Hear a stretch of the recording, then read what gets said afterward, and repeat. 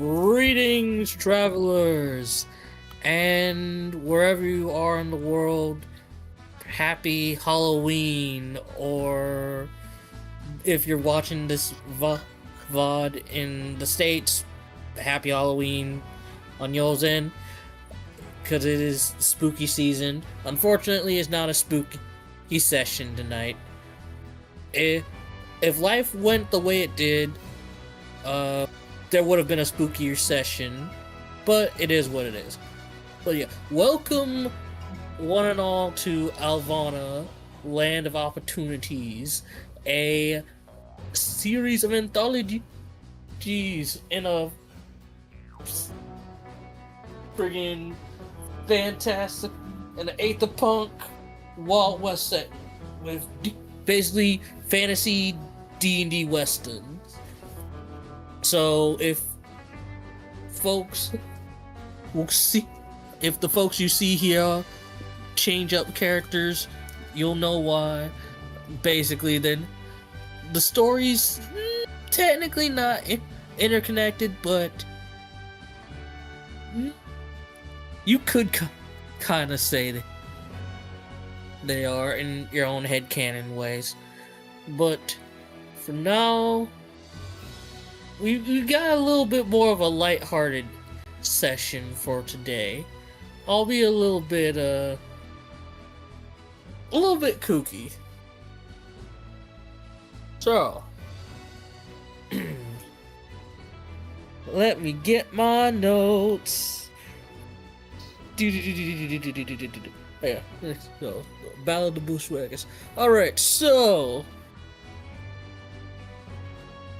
in the frontier town of Berryville,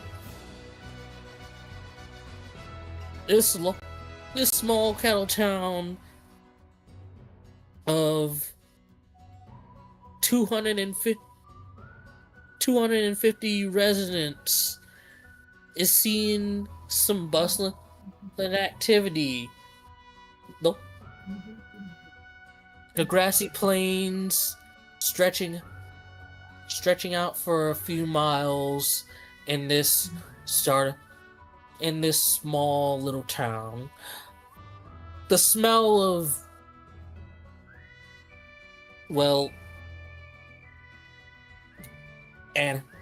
livestock can waft for a good few miles. People here in Berryville stop to resupply before they hit the larger, more profitable Red Rock City, which is about a day and a half's ride. You see people coming down the mud-covered streets in wagons, stagecoaches, even large cattle, most commonly large cattle drives, and over near the Sarsaparilla Saloon, an older gentleman has started looking for some additional hands to help with his cattle drive, and offering to pay a good sum of money when they get to their destination in Red Rock City. Mr. Marcus Cartwright. And I shall take y'alls to the map. Let's see. Ballad of the Bushwackers. Aha. So let me just go here. And bring y'all's move party ribbon. Blam. Ah. I see. Yes, it's going to be a common occurrence. I use Red Dead Redemption images as like friggin' landing pages and maps. You signed up for this shenaniganry. So yeah. Let's roll for who enters town first. Like a d20 or? Well, Yeah, I'll see, roll d20. D20. Haha, y'all go ahead. Dang, it was almost in order too.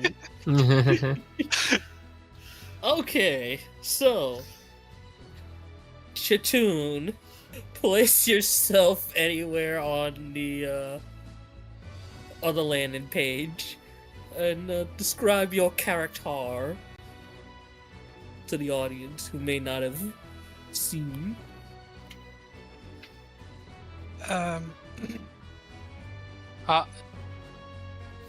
Yep. My things. There we go. Chayton is a 6'2" brown wood elf with dark brown hair and light blue eyes.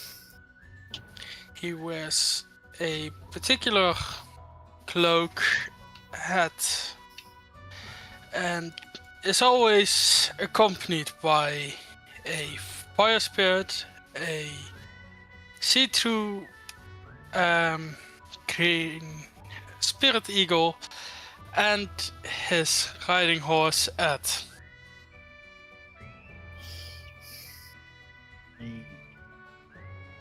So, as you ride on top of Ed, your horse that you found in the very first friggin' session, you make your way to the Sarsaparilla Saloon, and probably around the same time you're hitching up Ed, Belle, could you place your character down and describe them? Chayton will hear the familiar guttural rumble of a large theropod dinosaur being flanked by two raptors as, riding into this town is the red-skinned, white-haired individual, the wrangler of dinosaurs, with countless pouches by his side, round sunglasses, and a wide-brimmed hat, as well as a cannon hanging by the flank of his ride. Bell and his Ichthyovenator, Leviathan, ride in, and you kind of hear, Chayton, what the Sam hell are you doing here? How do we keep running into each other? That I don't know, but I was here for a simple cattle drive. Ain't you and Mr. Doroteo, like, hired guns or something? What in the Sam hell are you doing a cattle drive? Not at all. I'm just a traveler, helping those in need, hoping to see a better tomorrow. Well, ain't you virtuous? I guess it's not that unexpected, though. Fits you. Somehow I keep running in, and you, and probably about this time. and riding in on his cart and mule, Doroteo. Please describe your character. So, as usual, for those who have been seeing the other episodes, I guess, they would see the character that I play, which is Doroteo, a very large, burly built Genasi, Earth Genasi to be more specific. Kind of like brown skin that in bits and pieces appear to be covered in like this markings or tattoos of sorts that are kind of like akin to, I guess, gold inlays, like the types of which that you would see in like those keep forgetting the actual name of the craftsmanship, where like they fill in like cracks with gold lining. Yeah. What's it called? What's it called? It's part of the wabi-sabi aesthetic. Kintsugi. Kintsugi, I guess. It kind of looks like that, I guess, for some, for some. Oh yeah, Emiya Alter. Alter. Oh, Lord. And he seems to travel relatively light, quote unquote. He mostly has like some bits and pieces around like his arms and legs and waist that are like armored up. But for the most part, he seems to be wearing like very relatively common-ish clothes. To his side, there will be a mule that seems to be very well fed, very well taken care of. That seems to be dragging a cart with a bunch of random like belongings, I guess. Some of them very clearly weapons and armor that he's probably like picked up across the across time, I guess. Seems to be I guess just kind of logging them around until he can like pawn them off, I guess.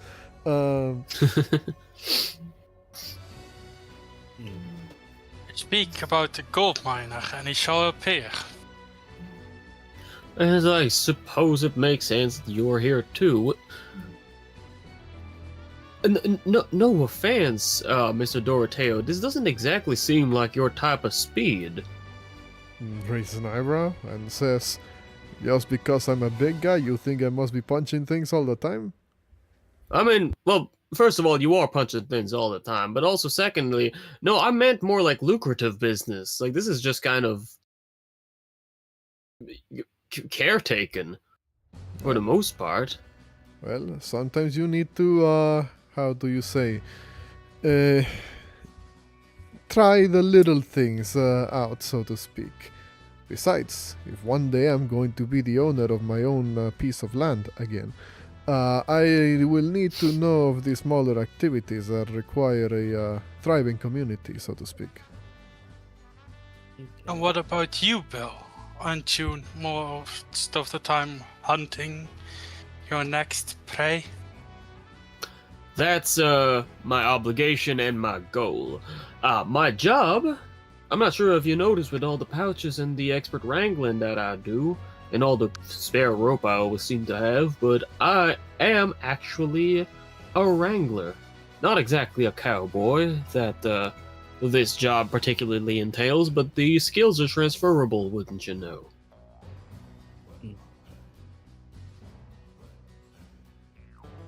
Well, then that means that you are very well suited to what's about to happen, it seems. Yeah, unless, one of my gang members suddenly shows up, but that would be way too much of a coincidence, wouldn't it? We're just trying to herd some cows. This is just gonna be cheap cash.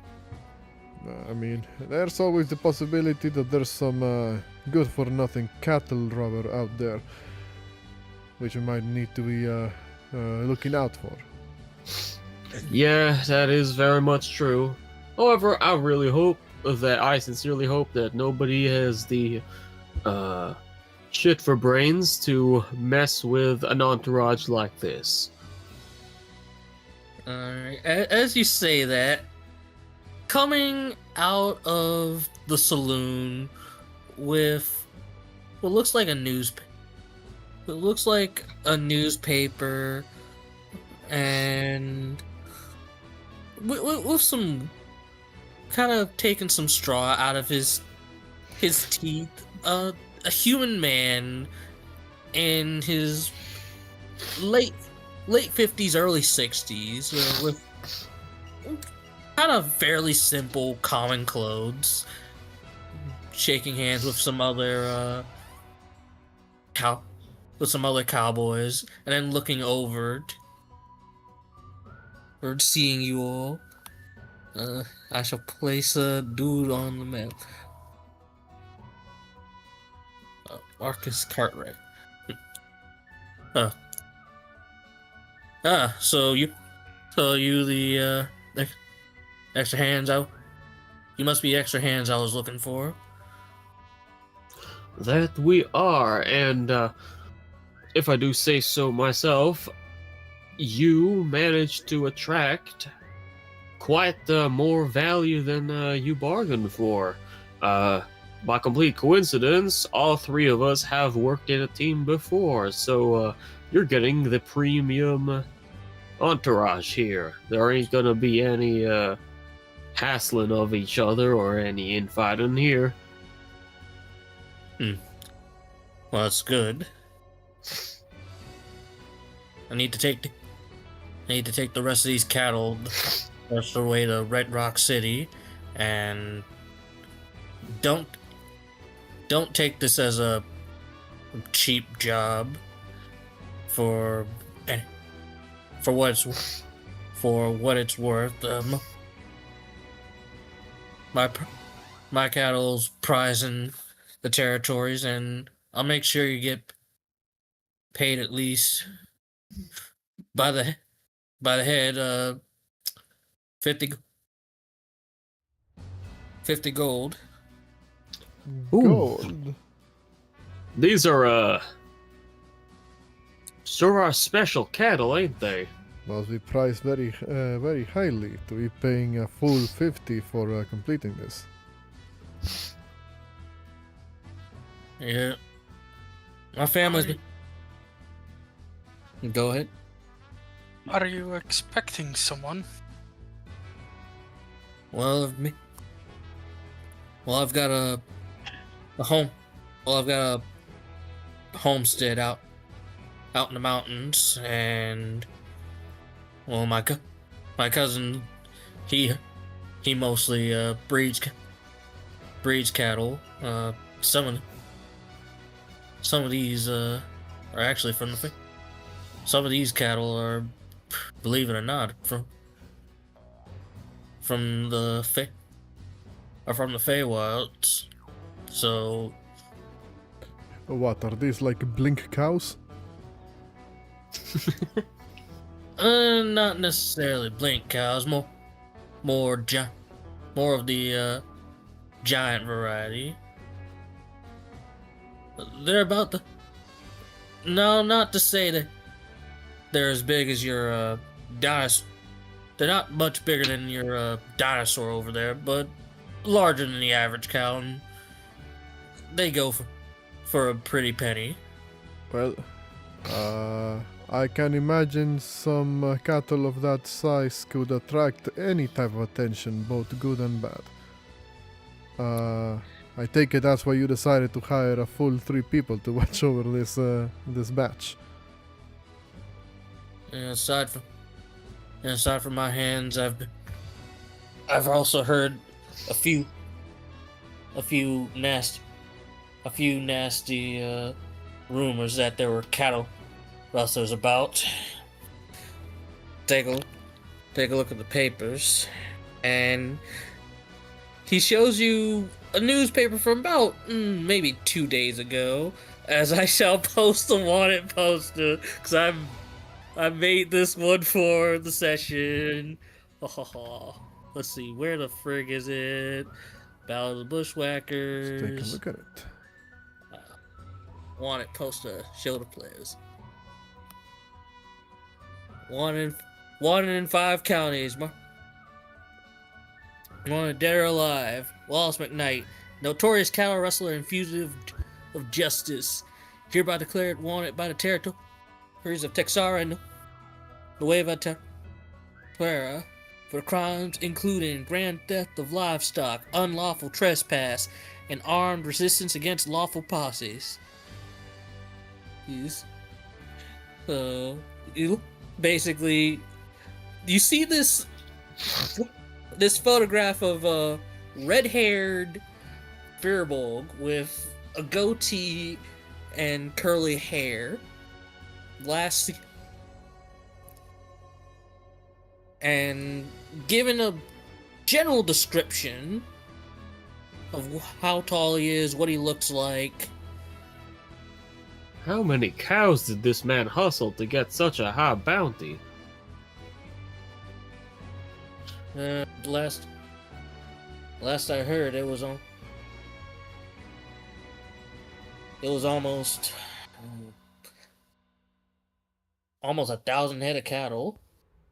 How the hell does someone steal 1,000 head of cattle? Where does the cattle go? Yeah, where's he keeping them? Like in those big ears of his? No one's sure, and that's why I'm making sure to hire some expert hands to at least give some protection. Well, I can guarantee you that these hands are very much experts at doing lots of things. He kind of like, just shows like both his fist, I guess. I suppose that is one way of putting it. And if any are harmed, I'm sure to bring them up to health. Well, that's mighty kind of you. Now, hold on a moment. So, just so I got this clear, are we, in the off chance that we find where he's keeping all this cattle that he has stolen, are we supposed to bring those back as well? Because we're already handling a considerable amount of them from one point to the other. I'm not asking you to go look for missing other ranches missing cattle. I'm just asking you to help protect me and my herd. If anything, I suppose leaving them missing might be better for your business. And as you say, business, you get a different shift in the air. Kind of coming off of a stagecoach in a fine dress suit. This rather dapper gentleman kind of saunters through town. He's got a certain swagger about him, like a man about business. Business. I'll place him on the map. Is he back again? Is the Monopoly man? Hold on. Not the same person. You sure about that? Oh no, y'all. You see this gentleman in a kind of teal suit with some spectacles, large mustache, wavy red hair, and walking with a cane. It kind of looks over at you. Doroteo, make a history check with advantage, actually. I will That's certainly your try. background. For some reason I'm missing a skill proficiency. Oh no, never mind. I do have it. That's a 14. With a 14, you recognize this man as individual who suckered you out of your old plot of land. It's Alameda Smith. Yeah. What's the call? Go ahead, sorry. This is look. This is Lawrence Odell. Lawrence Odell. Doroteo looks back, and I'm guessing it's kind of like that scene in Zoolander where they both like stare at each other as they pass by. What's it called? And he's like looking over, and he just kind of has like this twitch, I guess, in his lip. You see that he does he had like his hands crossed like up until this moment, like how he has in the token art. But when the man shows up, like he very quickly kind of puts like the arms to the sides, which I guess Bell and Chayton have kind of worked with him for long enough to understand that that's kind of what he does right before he starts throwing hands, I guess. Swinging. Yeah. What's it called? He doesn't swing, obviously, right now, but like he is like staring at this man as he walks by and has his hands on his sides. Belle is just going to like look that way and just kind of like notice like Doroteo being on edge, and Doroteo's not usually like on edge or anything, so Belle is just thinking there must be a good reason for this. Looks at the poster and just kind of like says like kind of like out loud to the group, but like quietly like, now I don't mean to be racially profiling, but is that just like the guy? Like he looks just like it. Dude's a little bit shorter. He's about 5'6". That's a small ass furball. Yeah. Poster was looking for a guy who's about like 7 to 8. like 7 to 8 feet tall. Skin's I'm not a going little insane, bit right? different shade of bluish gray. Granted, it's an old wanted poster, and its photographs aren't that well with color. Yeah, I was gonna say, So like, it's I assume the colors kind of like skewed a little bit because of the nature of the photos back then. Well, like, Belle says this. Doroteo, it kind of has like one eye over to the guy, and then turns back to Belle and says, "I understand that you do not want to, racially profile someone, Belle. Well, I will say, I do not get the best of vibes from this guy for various reasons that I may explain or not, depending on how this goes. But let's try not to take any assumptions at the moment that may cause us in trouble with the local law enforcement." Looks down the street to where like the fucking like sheriff's office is, I guess. Yeah, you literally see like down the street the jail, and the sheriff is like standing outside having a smoke. I mean, and kind of says this in a more hushed tone. I mean, listen, you're an honest man, Doroteo. You don't spook, well, as long as I've known you at all.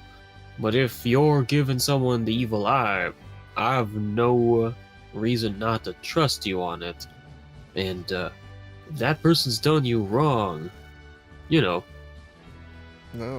he's I'm not, I may not look it, but I'm a little bit, an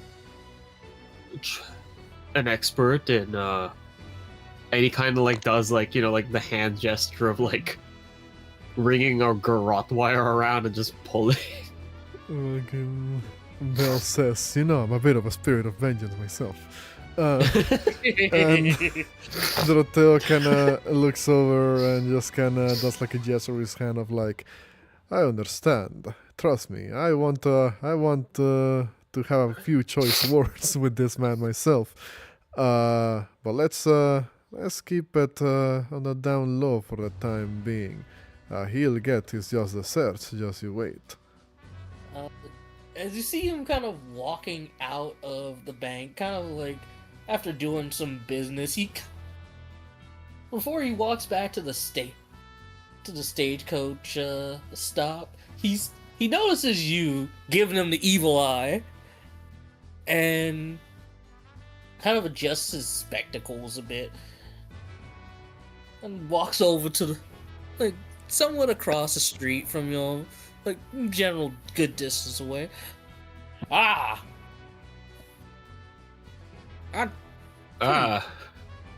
you too, sir. Salutations. Name's Lawrence Y. Odell. Acquisitions and finances. Now, I happen to notice previous client of mine, Mr. Monticello, was it? Talking to Doroteo. Doroteo. Looks over, narrows his eyes, and says, yes, we have met before. Last name is Montecamil, though. So, be sure to remember that. Apologies. Now, I do say I thank you for I know it must have been hard times for you and the foreclosure on your parcel of land, and I made sure, and with our transaction, I made sure to send you a bit of a stipend. How? Must have gone lost in the mail, I guess. For a shame. Well, it's hopefully you and your prospects have done better for you and you in recent years. I know how it must be hard for someone starting up in the entrepreneurial game, trying to strike big, but sometimes you might hit a few veins, and another time it might just dries up. Would be easier if I had a land to work with, but hey, you win some, you lose a couple of hundred.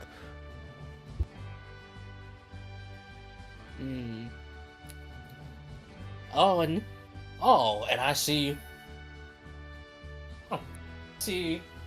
a new potential clientele.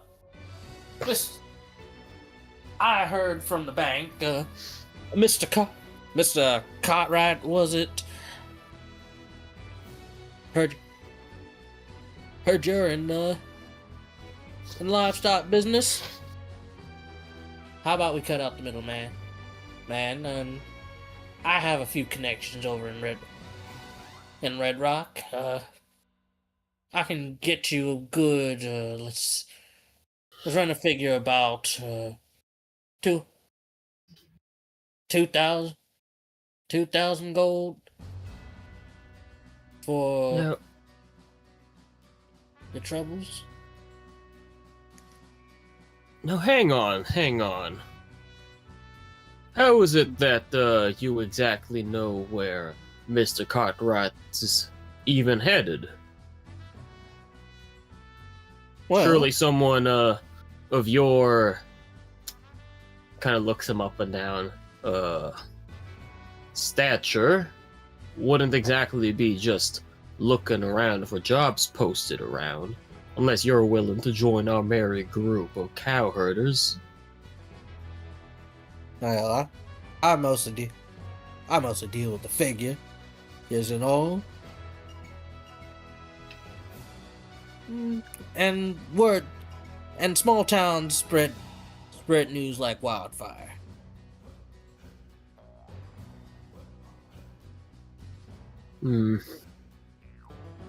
All right. But unfortunately, there's kind of been a agreement that we're gonna be helping Mr. Cartwright, and I'll be perfectly honest, you're not about to cheat us out of a job.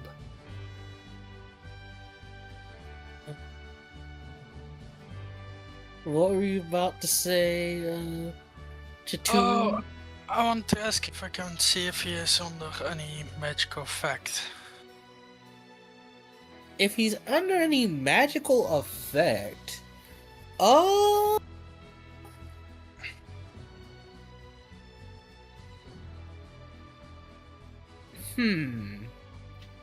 I guess give me an Arcana check. Alright, gonna give myself guidance. 22. 22? I mean, verbal, typical. I mean, this guy is wearing, like, clothes. He's wearing, like, some fine suit, and he's wearing, like, a fine suit that seems to be, what's the clothes of... He's wearing a chain He's wearing a chain shirt of gleaming, so it looks like his shirt. It looks like his suit is staying fresh, despite it being all muddy. He's wearing some clothes of mending, which are inherently magical. Any magical effects that he's under, I mean, it's hard to. With a 22, you can tell there is magic about, but you're not sure if it's more like magic to make himself cleaner, or if it's just him being like, oh, this is a rich mofo who keeps magic on him just to be around town, which some people do.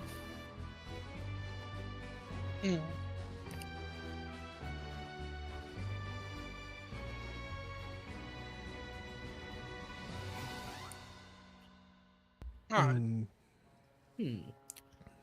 Well, I'd hate to cheat some hard-working individuals out of a well-paying job.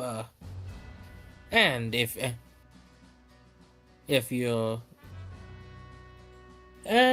interested in making a new deal, Mr. Montecamil, on some new property,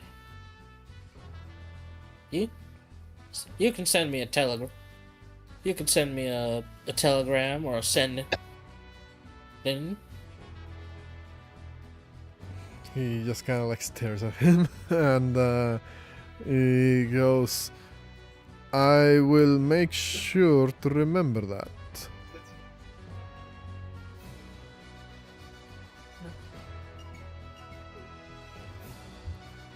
good luck in your endeavors. He doesn't wish him good luck. He just kind of nods and simply just gives like a, I guess like a somewhat courteous like head nod, but it's kind of like done with like an expression of like be gone, type of like. He like as it turns around, he just kind of like mutters a couple of things to himself. Like he says, espero que te parte un rayo, idiota. What's it called? He then turns over to the party and says, don't listen to a word that man says. That man is well, a pendejo. I'm not entirely sure what that means, but I get from the venom in your mouth that it's not something good. I do say that I do get some rancid vibes out of him, though. Chayton would say in a softer tone to Bell and Doroteo. And I don't trust that was. It felt as if he had magic on him at all times. He most certainly does. The man likes to flaunt his power everywhere he goes. He is one of the main reasons why I lost my previous plot of land. Tricked me into a deal that was a little bit too bad that I just didn't realize it at the time. And alright, so it would be less valuable to kill him straight up, but I did used to ride with a gang who was kind of specialized in robbing blind these opportunists, as it were. Well, that's a thing. As much as I would like to, treat him the way that I usually treat my enemies, I figured over the course of time, after mulling it over, that the best course of action is to beat this type of person at their own game. Effectively outdo them in this game of capitalism that he's engaging on. Now that would certainly be soul crushing to someone like himself.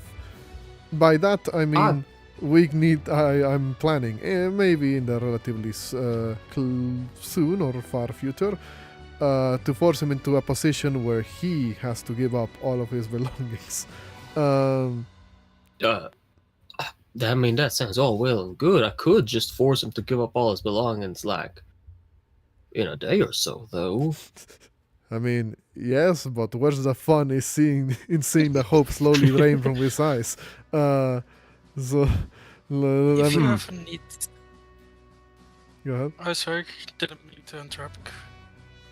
Doroteo was just basically saying, "Trust me, I'll get a lot more satisfaction by seeing him slowly realize what's happening, rather than just robbing him blind." Also, we should probably not discuss robbing people blind while in front of Mr. Marcus here. And if you ever need help with any legal standpoints, I am more than happy to help you. Don't worry, I Also, have my own legal assistant here. He looks over at the mule. also, Bill, what did we say about killing people outside of your deal? We never made a general deal about that. That would be completely useless because I expected that I wouldn't run into you in every single job that I do. We made an agreement last time. You're gonna have to strike up a new agreement this time. Just don't do it with me or in my general vicinity, alright? Well, yeah, that's why I was offering to do this job, like, alone for so I wouldn't have to deal with you. If I've altered our deal, pray I don't alter it further. Oh lord. Darth Vader just shows up. Seriously, though, how are you two always on my trail? Or in this case, I'm sometimes on your trail. What is happening? Y'all's gotta choose some different jobs. Listen, you're really surprised that I, the one that talks to the animals, wants to help with an herding thing? Well, yeah, but I thought that maybe you would do it like the Sunday later or something with like a different farm. How are we always on the same? It doesn't matter.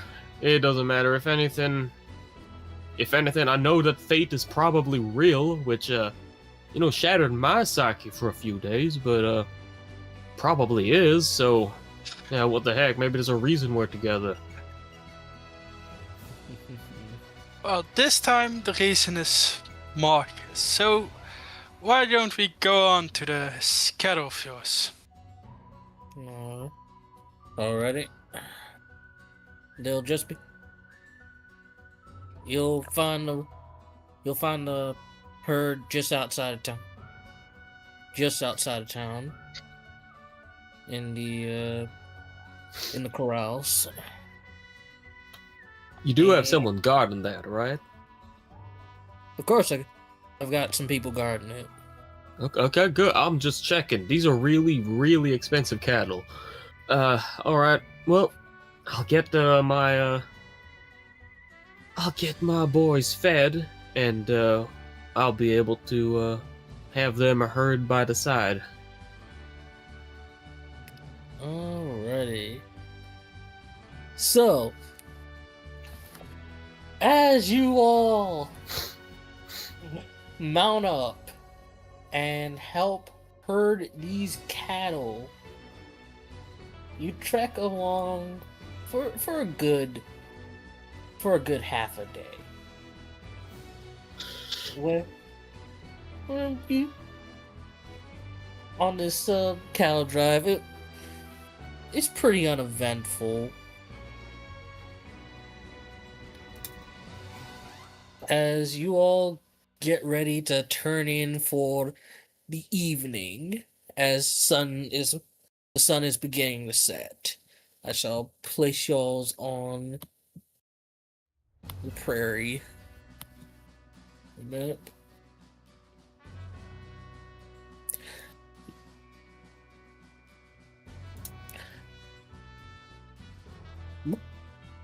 Marcus and a few of his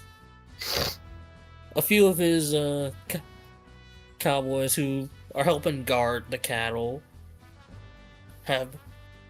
who've been his ranch hands have been leading from the rear, Marcus from the front, and you all from the sides. You managed to make sure the herd doesn't wander off too much. A couple of cows had tried to stray away, and you managed to get a good ride in. Now, as you all are getting ready to bed down and food is being prepared, who all's taking watch?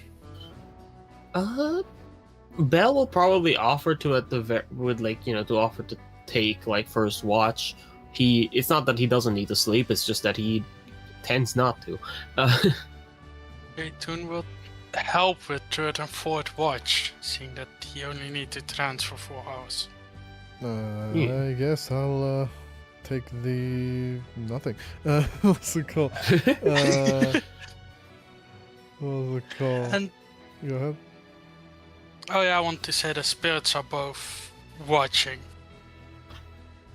I guess this is gonna be a little bit weird, but I don't know if you would allow me to do this, Bard.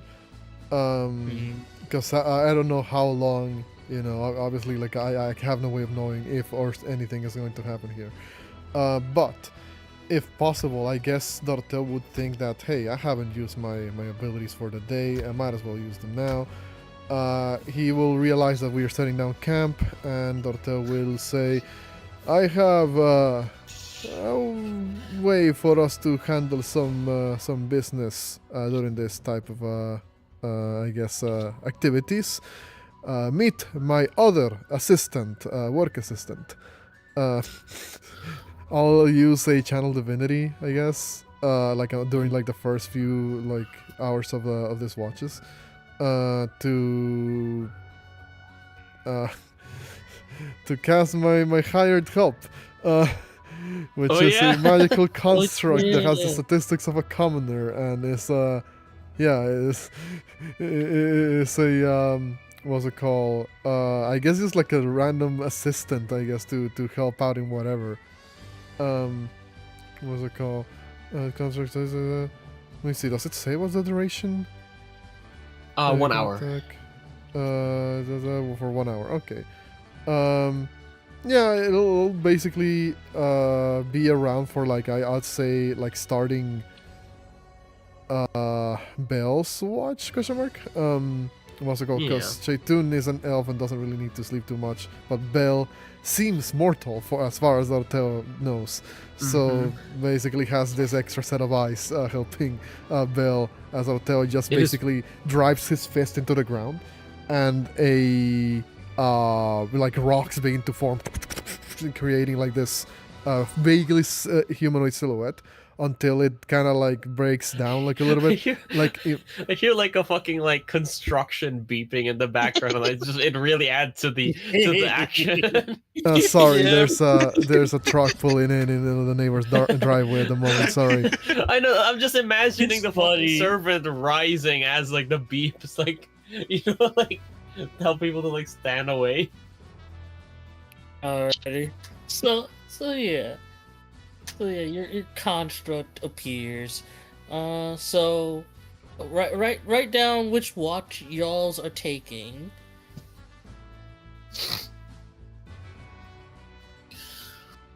Okay, so Bell's taking the first watch. Chayton's third and fourth. And technically my spirits are...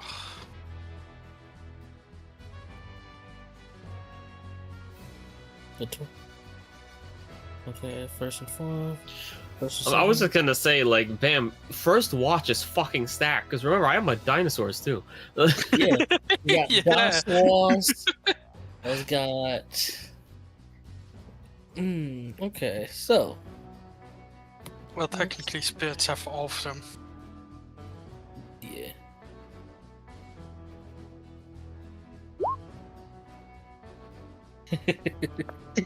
Okay, so as you all are bedding down, The first watch of the night. Bell, you and a couple of cowboys are kind of watching over the herd.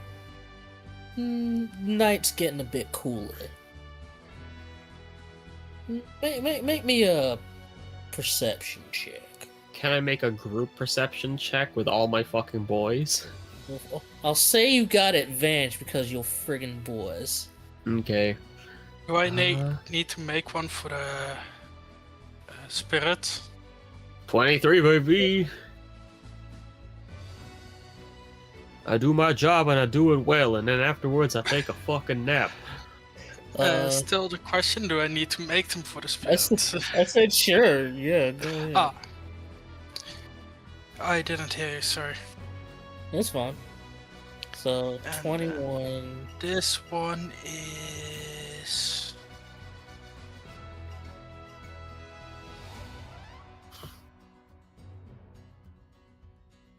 Oh wait, no, it's supposed to be different, wait.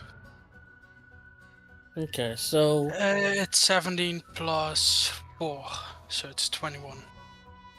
So, with that... The two more raptors will take 4 off. Okay, so, with that... You kind of squinted your eyes, and out in the distance, you had saw some coyotes kind of pacing. But with the light of the campfire and the fact that there were some more people out, you kind of dissuaded them from wanting to stalk the camp.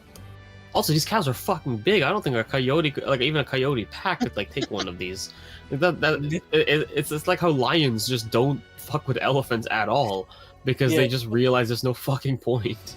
Yeah, these coyotes, they were like, maybe there's some food, but then they realized, yeah, no, this ain't worth it.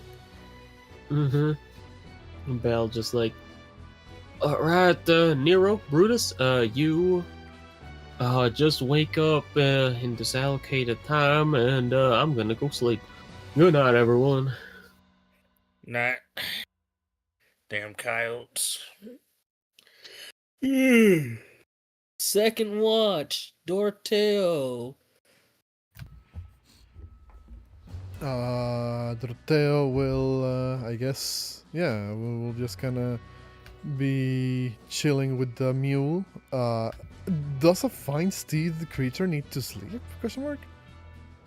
Oh, I don't think so. It's a magically created creature. It's like Find Familiar. well, No. Yeah, I mean, I know it's like a magical created creature, but the spell does say it has these statistics of, insert creature here. Sorry, fucking truck in the background. Obviously, like the original stat block doesn't say they're immune to like exhaustion or something like that. So that's why the question. I'll say for the purposes of this, no. Okay. I guess in that case, actually no, I don't have nothing at the moment that could like help the steed at the moment. Oh, I forgot to take this on the way. What's it called? Yeah, okay. In that case, I'll just do my perception check. I don't know if I receive any form of assistance from the steed I guess being around. I could say the steed would give you the help action because it is an intelligent mount. Even if I didn't have it, a 17 seems good. Yes. Okay. With a 19. Night's gotten cold. Out in the distance, you saw some figures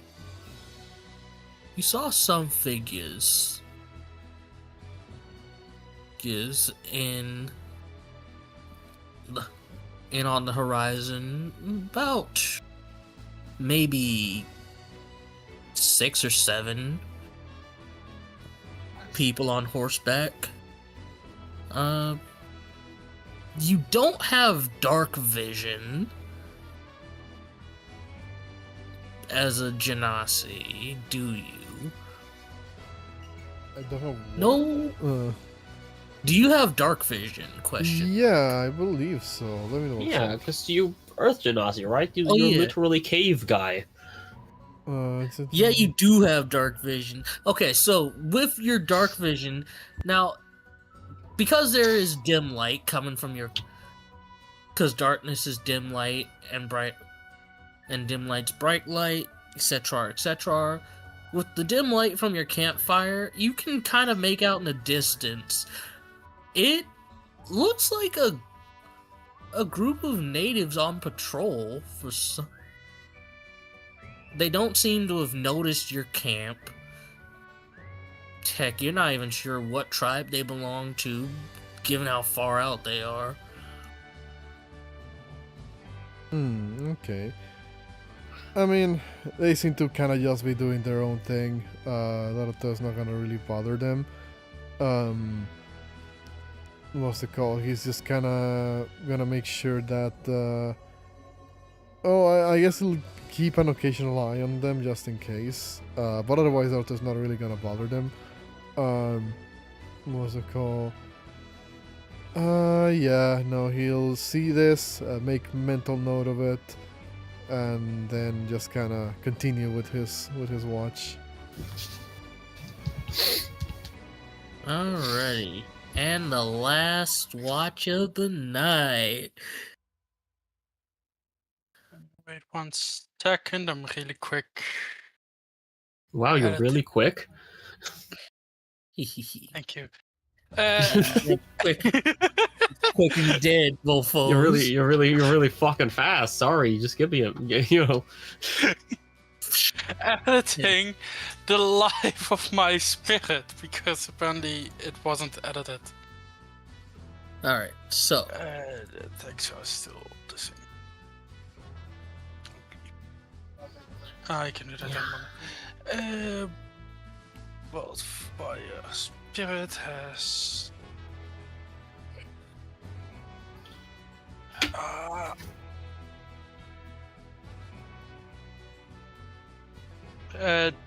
By the way, Jerk, do you need to make some for your Raptors, yeah. yeah? I guess that would... It would probably just give you advantage, right? I'd imagine. Yeah, essentially. 24.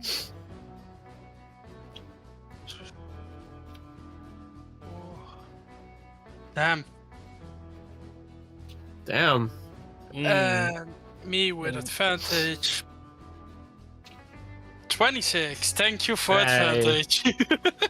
Fucking 26. eagle.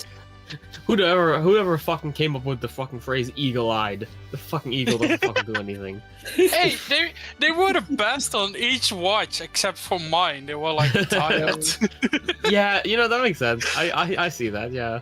So, in the early hours of the evening, it's probably about maybe, 3-4 o'clock in the morning.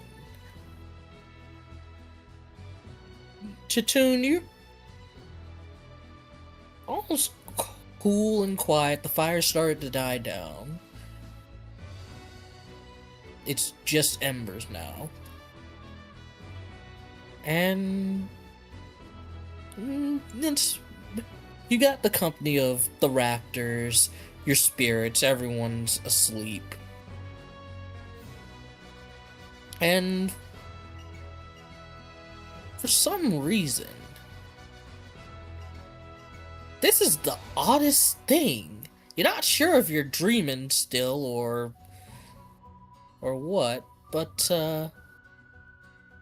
you hear singing or something weird going on.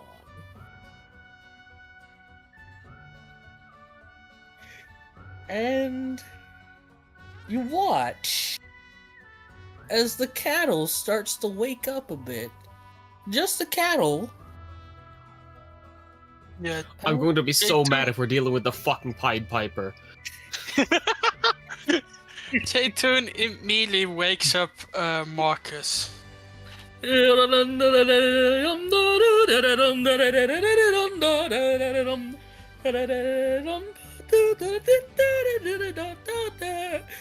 As you see the cows start moving by themselves, almost in a weird trance. I mean, I would away from imagine the most pit. animals move by themselves. I mean, yes, but presuming I had 10 minutes, I can't speak with them.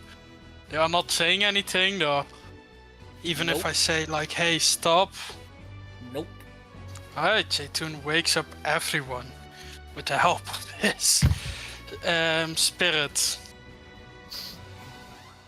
And he's like, the cattle are getting away. What the fuck you mean the cattle getting away? The cattle can't fucking move far. They're fucking Nope. cows. Getting away! They're getting stung away! Doroteo kind of sees this and will begin to move, I guess. He'll kind of tilt his head to the side. You hear a little pop as he was trying to, like, he's kind of stretching and stuff. And he says, okay, we'll see what we can do here. And he begins to run, boy, run. They're trying to Lev, go wake up. home. Lev, get up. We're Forgot to- on the forgot job. to stop. Wake up, you big fucking klutz. Come on. As Bella's just trying to like tap this fucking dinosaur away. Are the rest of the animals being affected by this? Yeah, that's true because Actually, yes. So, here's the thing. I like Lev, the mule. Actually, no. The mule is the mule because of the mule is a summoned creature. It is unaffected by this. And Ed to make me wisdom saves. So No, With Lev, not disadvantage. Lev, Not Ed Ed- again! So it would be you say Lev. disadvantage. Yes. Okay. So it would be Lev, Ed. Would the two Deinonychus also be affected by this, or? Unfortunately, because of the ability, they are just out of it. Oh, okay. Also, I don't know if if the music is supposed to have changed, but it's still playing the title screen. I know, because I'm changing it to something different. Okay. I'm also sending my eagle familiar Well, ahead. regardless of if the mule is affected, even if the mule is unaffected by this, Doroteo would still instruct it to, like, stay closer to our employers as possible, like Gars and old boy Marcus, because he doesn't know if this effect, will get stronger or weaker or whatever. So he'll just instruct the mule to remain hanging back a bit. So, Ed and Lev unfortunately fail. They are now charmed and compelled to follow the cows. Lev, what? Where are you going? Well, I guess this is where I told you to go. All right, Lev's awake. Let's go. Bell doesn't realize Lev's doing what he wanted him to do. Is it like Are you trying to mount Lev? Question. I fell asleep on top of Lev. Yes. Lev shakes you off. Okay. Athletics? Yeah, contested athletics. Actually, hold on. The fucking saddle of the cavalier, does that like... Oh, Yeah, you can't be knocked fall against off. your will, yeah. Yeah, I can't be knocked against my will even by my fucking mount. Like, yeah, I imagine like Lev is like actively trying to shake him off. It's like, oh, hold on. Y'all, there's something wrong with Lev. They keep trying to throw me off. Come on, you big idiot. You can't do that to me. You literally can't. You don't know how to. Yeah, that's also reflected by this singing. Can I make an animal handling check to try and shake him out of it, or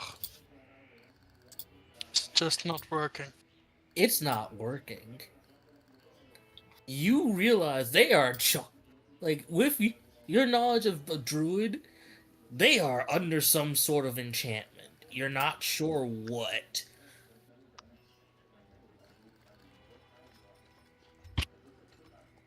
All right. And with all the commotion, the rest of Marcus and the rest of the cattle hands are like, "Wait, what the hell?" Seeing the cows, their horses is starting to wander off. Like, wait, what the frig? Are they walking or just full speed? It's essentially like after a certain distance, they start to hoof it. Like they're actively getting away from it, In from that you all. case, I will conjure animals and make sure one giant eagle picks up Doroteo and one picks up me. I am not doing the drop attack again. Hey, what's going on with our cattle? They're being charmed. We're getting them back now. So, I guess we're doing this then. Alright. Well, we knew weird things were going to happen anyway, so might as well deal with this right now. As we're kind of like huffing it, like, just kind of yelling, "Hey, by the way, Chayton, I'm not exactly asking for permission, but I'm actually going to give you a heads up. Whoever's doing this to Lev, I'm going to actually rip their skull out their spine. Just to let you know." Even if we can solve it peacefully, why not give them a chance? Give them a Explain. chance. They took over my girl. I ain't letting that pass. But they haven't done anything. Technically, They took away my girl's autonomy, and that's enough for me. You literally speak to animals. Can't you see how fucked up this is? I can, and that's why I don't want to kill them but imprison them. What the hell's... What the hell are you talking about? There is no fate worse than actual death. after a bit, You'd be shocked. No, I don't think I would, because you know what happens when you die? You go to hell. There's nothing worse than hell, boy. Maybe I go to heaven. okay. Well, maybe you would, but not for charming these animals. Sure, you could go to heaven all you want. So, as you get about maybe a mile out from from a mountain range, Lev and the horses break out of their charms. However, the cattle are still charmed. Like you see Lev and Ed kind of shake their heads like, "What just happened?" Oh, well, you stopped the bumpy ride, girl. But don't worry.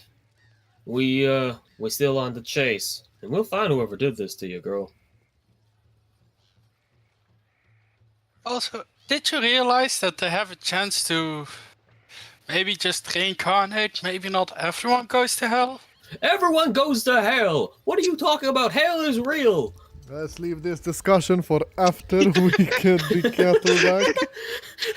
Okay, so let's see. Who the hell don't believe in heaven and hell? You've seen all the spirits around you, yes? Yeah, and they're part of Earth. I believe in only one certain thing in life. You already know the answer to that. Yeah, death and taxes. Right now, one of those is coming to the one responsible in equal measure. Alrighty, so as you all kind of track down these cattle, it's not that hard to find them. You're very big. They're very big cows. And they have very big hoofprints.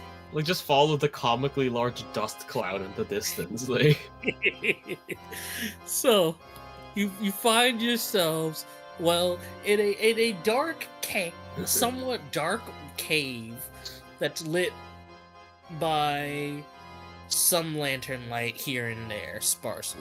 Now, this map has some dynamic lighting, and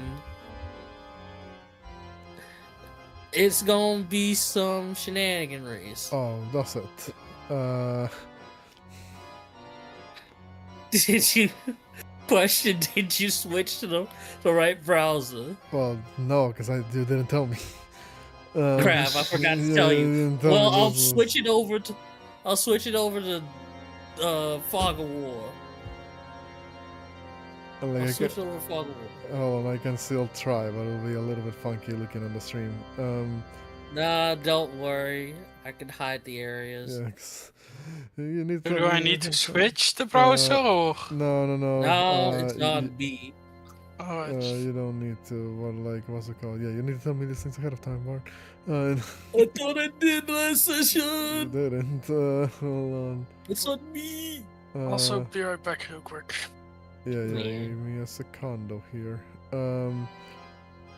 But I guess while we're getting closer to the cave, Doroteo, like, is there anything that would make this place, like, I guess, stand out in our eyes? Because, like, I imagine there could be like a seasonable trail, assuming they're getting like this big ass cows all the way there, right?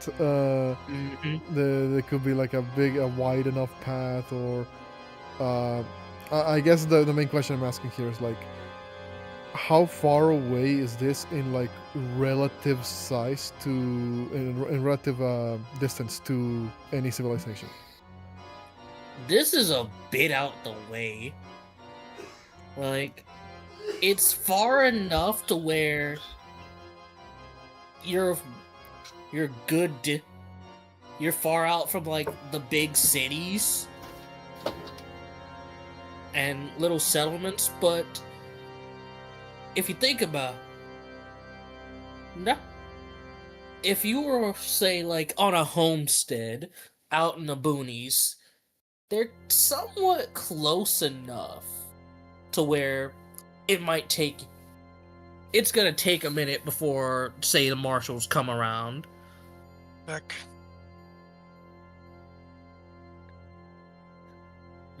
So let's see. So, my stuff has been successfully changed. So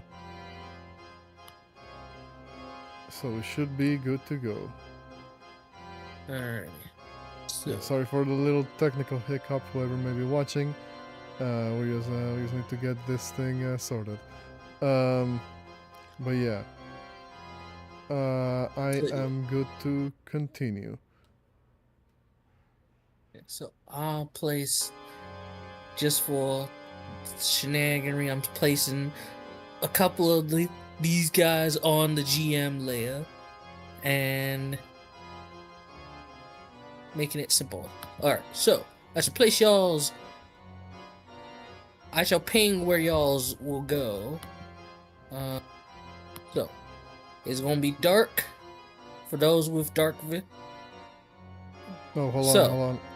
I don't think the dynamic lighting is working on my end. You did activate it on the map, right? Yeah, I did. It is. It is all black for me, so All right, then let me refresh my. Let me switch real quick.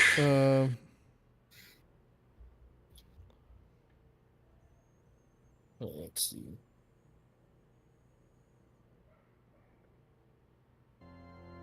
Is it working now? Nope. It is not for me. why do people keep using dynamic lighting? Why did I become Mel? No, it's not even. I That don't I believe it's. switched- Go ahead. Oh yeah, now that I switched from my browser, it works. Okay. So. Yeah, no, it doesn't work. It doesn't work for me. I keep refreshing the thing. Well, they on the G. Well, they can at least well, at least the audience knows what's coming up. I mean, I suppose so. I'll try just. Where I'll just are zoom we? in like really close, so I'm not actually. spoiling You stuff. guys are over Um, here. I'll shift ping. Let me That fucked up. Could you do that again? Can you place our tokens down so that we Yeah, just... you just put our tokens down. Yeah, because not update on drop, because I know that bugs out people sometimes. Let's see. And let's see, dynamic lighting, vision.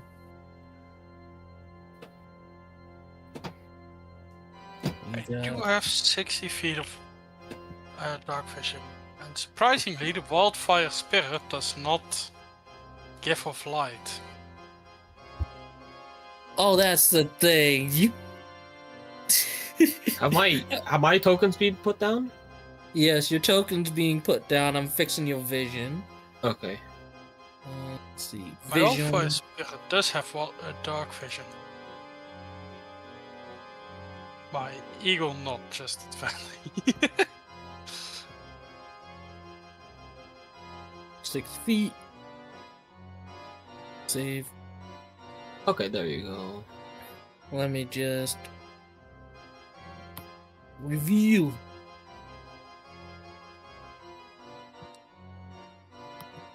Yeah, that is a block of black. Yeah.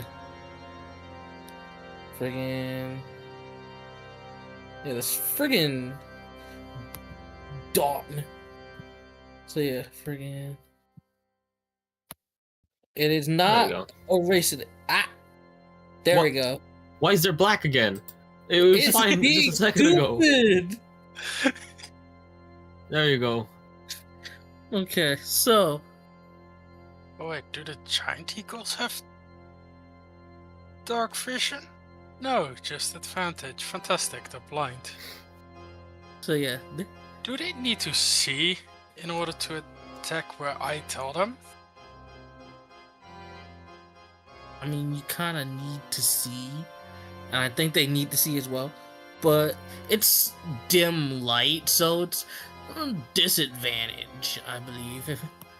Going down in the order of light. Oh, Let's see. Reveal. Alright, so you all find yourselves in a dimly lit cave lit by sparsely placed lanterns. The smell of cattle is pungent and musky, as though you're inside of a large barn that is poorly ventilated.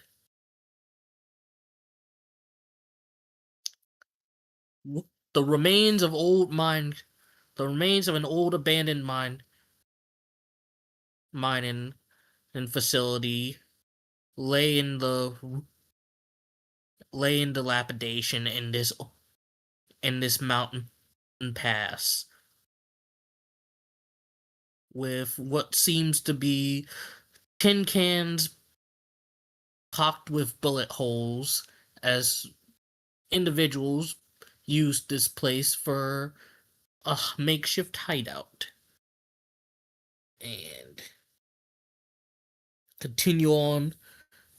continuing in the right hand side appears to be caved in, while the left hand tunnel seems to stretch out further, as you can hear the sound of disparate mooing of almost several thousand cows. This is the loudest thing I've ever heard in my fucking life. I hate this.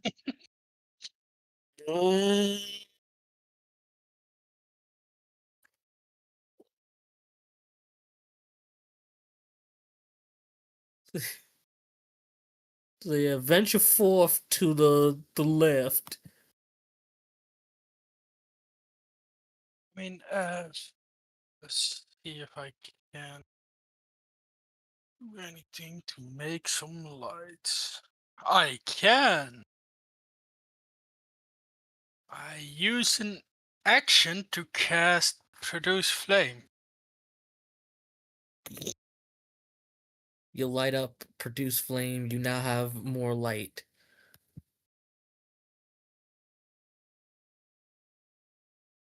Huzzah. And I'll tell you this right now, this is the only map I have that has friggin' darkness. Oh, it's fine. Now all my animals can see at least.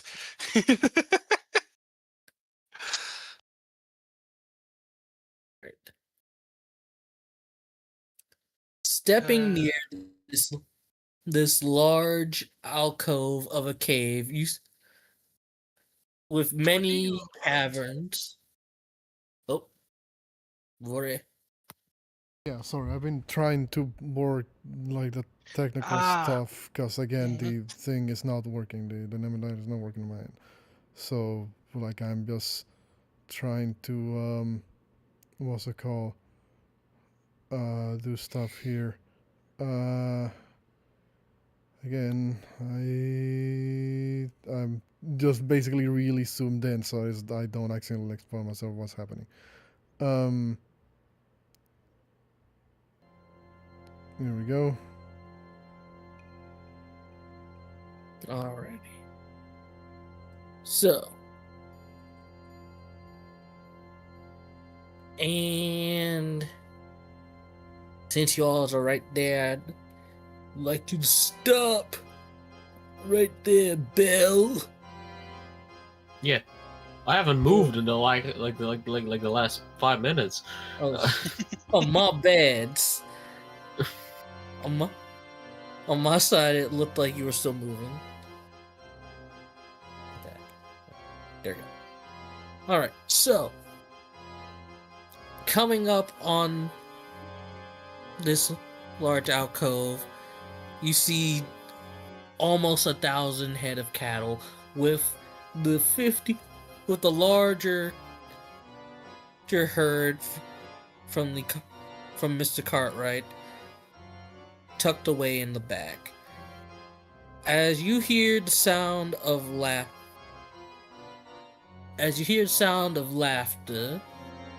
they're going about, echoing through this cave. There we go, boys. 1,000 head of cattle. 1,015 head of cattle. Plucked from right under their noses. Hey, Uncle Wallace, that sure was some fancy meal. Sure was your fancy singing and did the trick. Now we can sell all the. Now we can get rich off of this herd. Who the hell monologues in this day and age?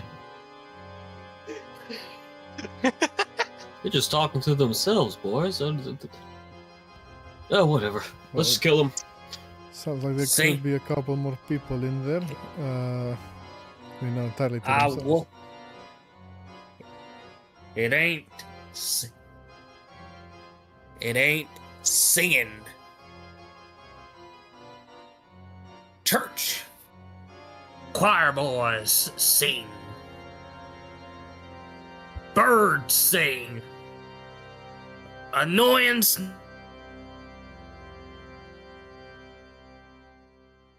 Oh, did Bart cut out for everybody else? He's fucking dead. Yeah. he just had a stroke. I think your Patreon was first. His Patreon? Your. One of Bell's. One Bell had a dealing with. If you want to support my channel, go subscribe to my Patreon. Subscribe to my Patreon. I feel like that's kind of like a Crystal Punk thing. What is it? Shout out to my $6 tier. I'll dedicate this spine removal for you for The name's scrolling on the screen right now. Oh damn. Anyways, Oh, there you are. Var, you yeah, my kinda, like, friggin' internet cut out at the worst possible time. Damn. Vid shenaniganry. I hate it. I hate it so much. Anyway, let me just reconnect. Wait, be right back, actually. Yep. Alrighty. So as I was saying, birds sing, choir boys sing, snot-nosed little brats sing. That was yodeling, and yodeling's a goddamn art. Yeah. Now listen. Now, boys. Now that we have all these these fine herd of steer, and with all the money we've been making, selling off these dumb hicks. Phase 2 of my plan shall be enacted. As you look around the corner, you can't really see them, but you see their shadows. A tall individual, maybe like a taller individual with a wide brim hat, and about three others with maybe top hats. You're not sure, given the lighting and all.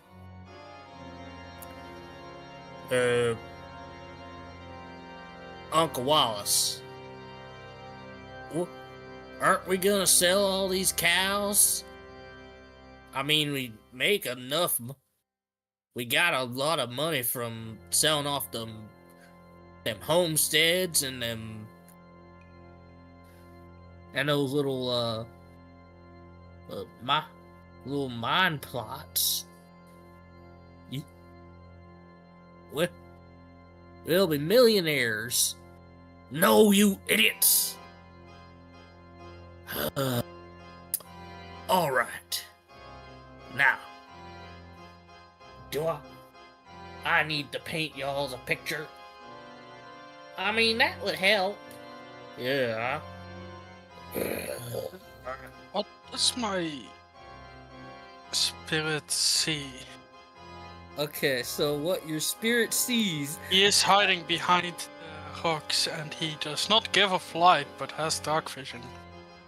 Okay, so he has dark vision and does not give off light. Okay, so reviews. Not polygon, but rectangle.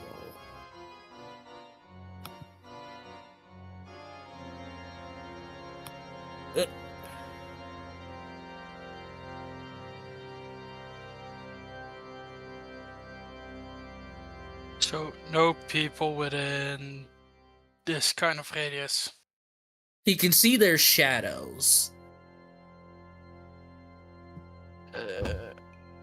Can he sneak further, well, closer while staying behind rocks? I'm gonna need him to make a stealth check. I'm gonna say if Doroteo realizes that we're trying to like stealth closer, he's going to just very quietly say, well, thankfully for you, stone is kind of my terrain advantage. And he'll activate his emergency stone ability to cast Pass Without Trace. Dun, dun, dun, dun. Nice. Nice. So plus 10 to stealth for everybody within Alright. 30 feet of Doroteo. I'm gonna make a second aura. What's it called? 30. I'm make looking this, if like, I can moon-colored, give my guy anything. I'm telling you this. It's gonna be. So let's see. Yeah, I'm looking if I can give him anything without needing to use my concentration away from my summons. Next item. Fair enough. That's fine.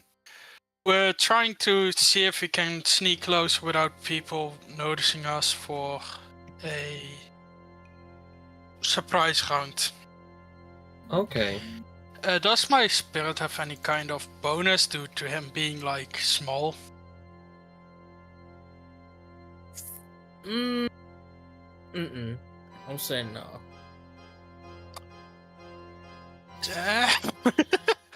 Let me think real quick. Because I have enhanced abilities for people. Which is also concentration. I know, that's what I'm saying. Like, I can give this to my spirit, but then we don't have the eagles.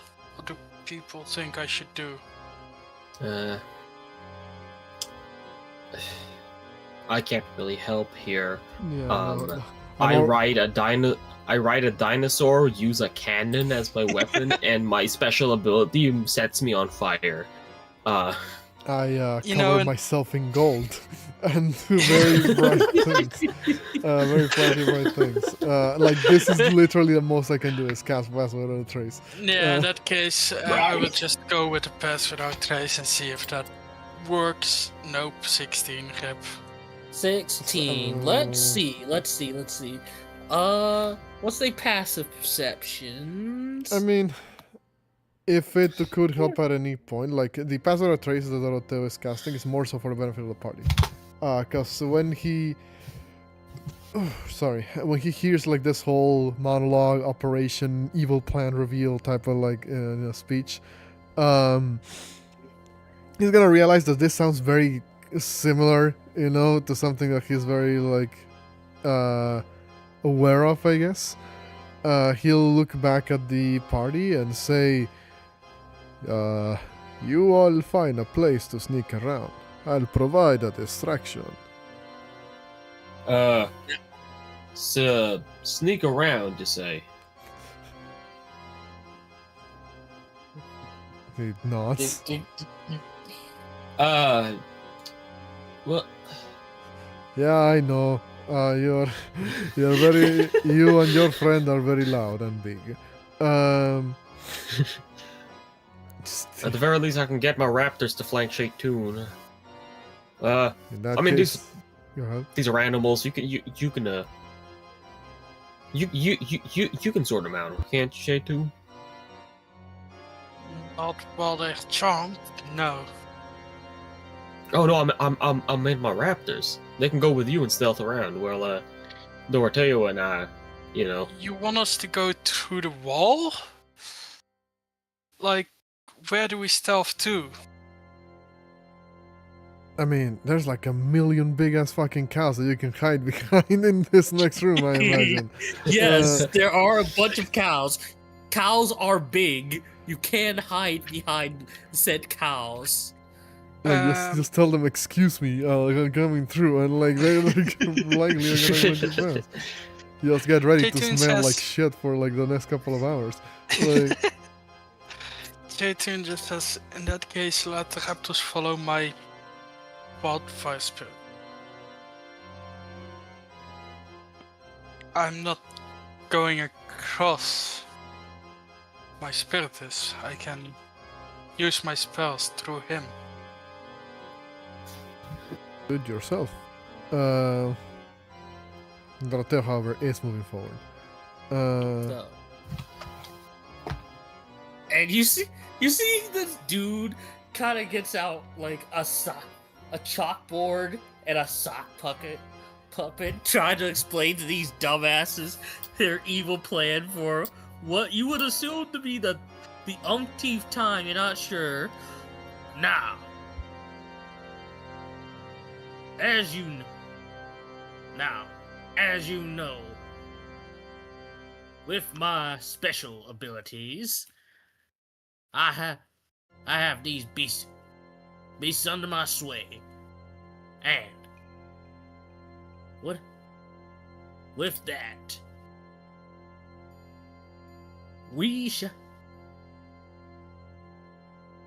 we shall go storm Red Rock City, where President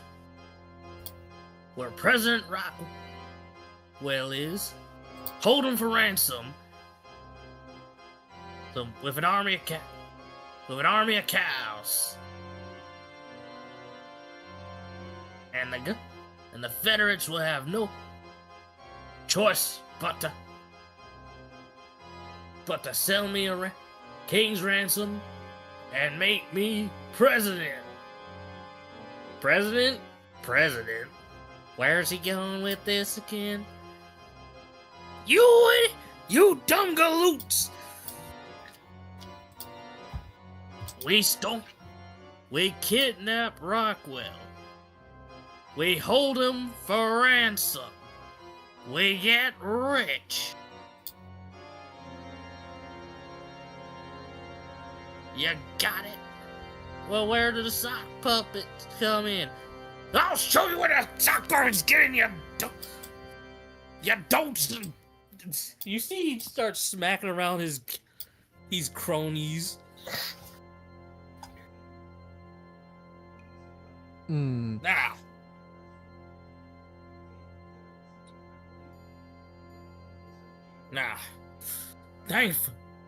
thankfully, our first couple of jobs were a bit more lucrative. That dumbass prospector eyeing up that phony claim.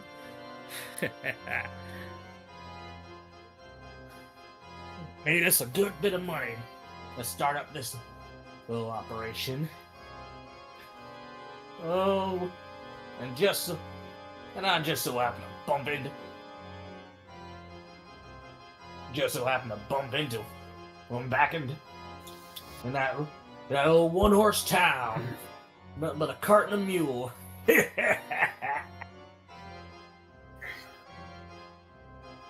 Oh, boys, we did a fine job. Now,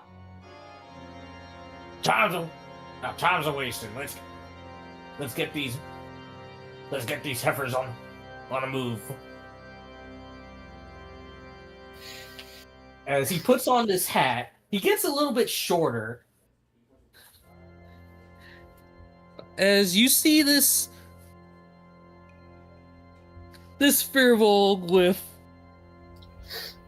more of a outlaw's aesthetic, a wide brim. Okay, but he's like the last guy. He's the fucking guy.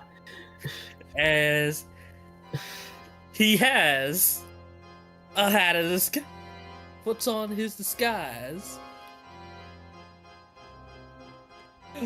Okay, so it wasn't just like a weird art style thing. Yeah, no, what's it called? This is a time where Bard has used his art style to pull one on us, I guess. And you see these three outlaws kind of look in shock, like, what happened? Where's Uncle Wallace? Put up your dukes. No, you idiots! It's the hat. It's a disguise. Look, I take off the hat. I take off my glasses. I take off my hat. Bloop. Uncle Wallace! This. Now, I put on my spectacles. You get me, right? You get me so far. And then I put on my hat. Bloop. Where? Where's you idiots! It's magical. It keeps you from having to do it all the time. Well, ain't gonna get good these days. All right, boys.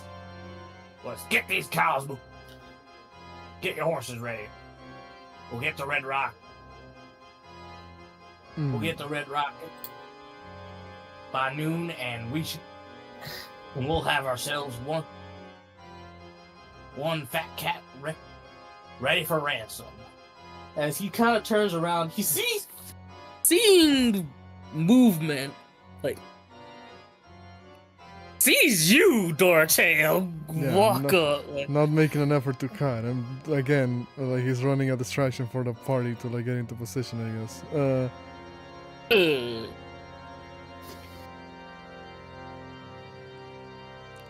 Bit of a well, yeah.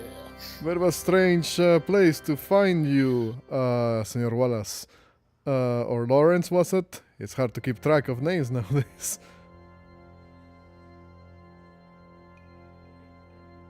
Where?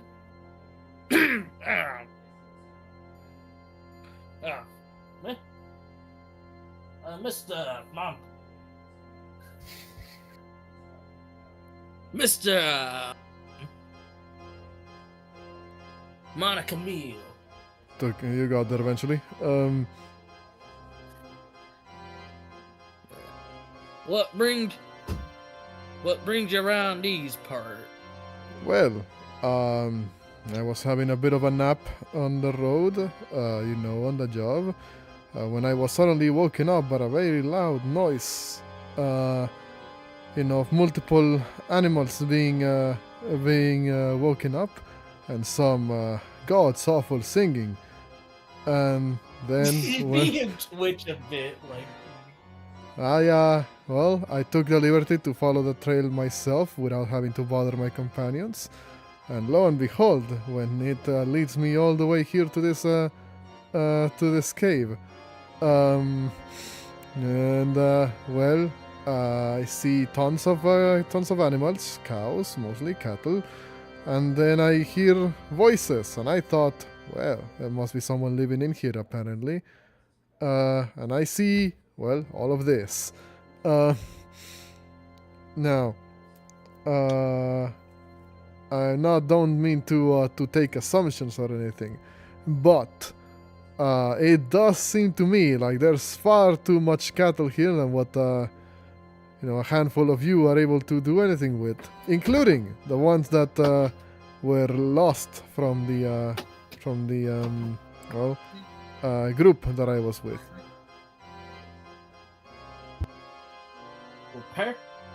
Paris, God. Now, I don't. Oh, could you get closer to the mic, Bard? Now, perish the thought. I don't think. And hearing the click, clink, click, clink, click, clink. I don't think. Y'all be.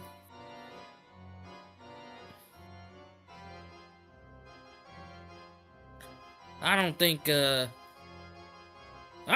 it's a bit, civil of y'all's to have to go all this way just for little old me. And how's about this? I'll give you.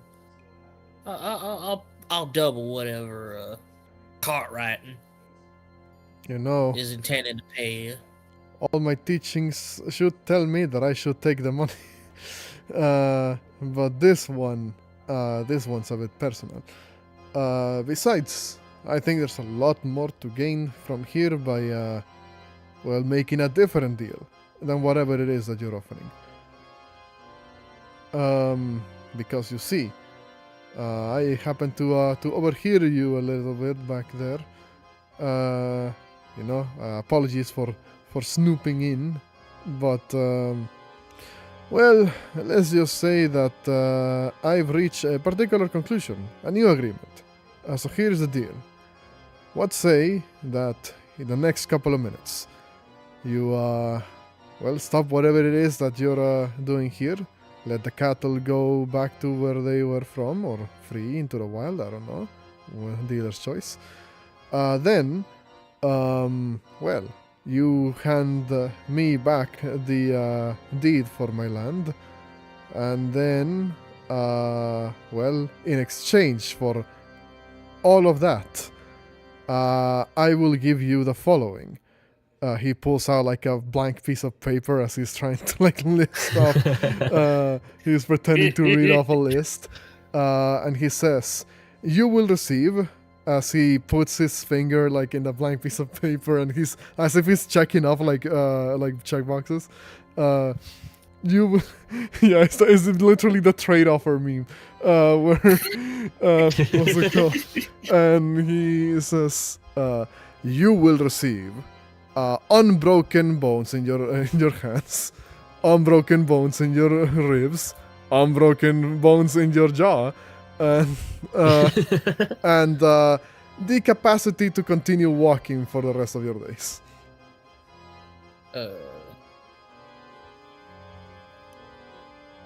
What light level are they in? This is all. This is dim light. So, yeah, for dark vision folks, it's bright light in here. Non-dark vision, this is disadvantage, perception checks, and I think it like darkness. They have the blind condition, but yeah. Well, now that does seem like a very good deal. However,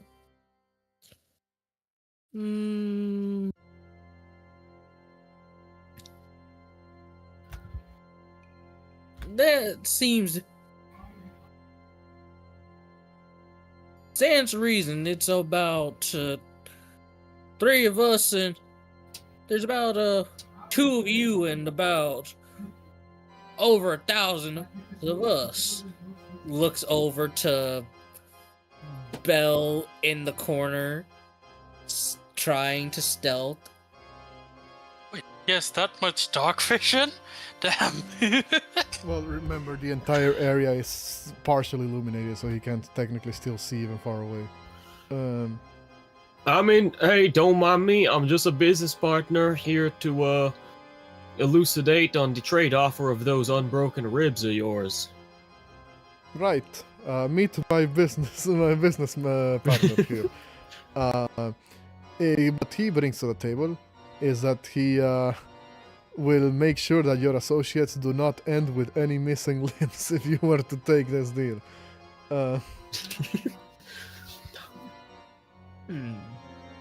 I'm pretty good at making sure that none of your bones get broken by not shooting you, so pretty good deal there. Now that's fine. Now that there's a fine deal. However, I've got a counter offer for y'all.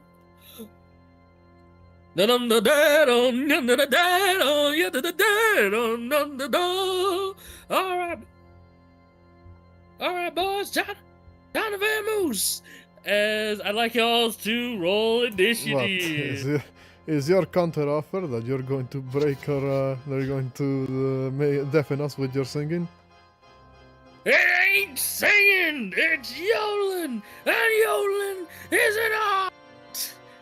That's like the same thing. That's just like, Mr. Whatever your name is, are you entirely sure that you are familiar with the concept of genre?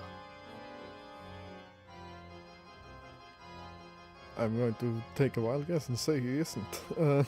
That's very upsetting for someone with your singing talent. 17.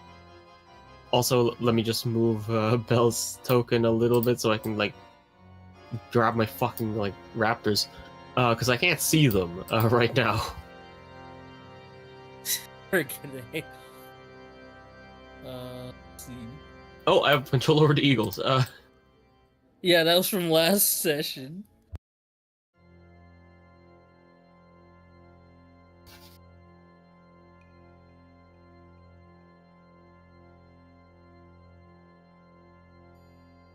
Ready? 20 and fucking shit. My fucking initiative's always fucking ass. I've got a +2 to it.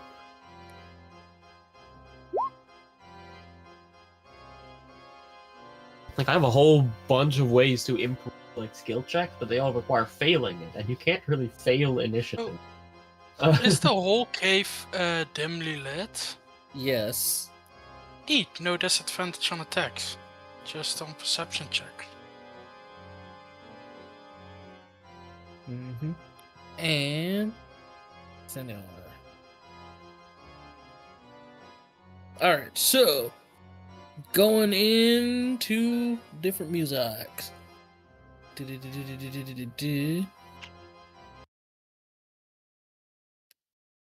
Roll. Let's see. Roll for combat. Question about Answer. rulings.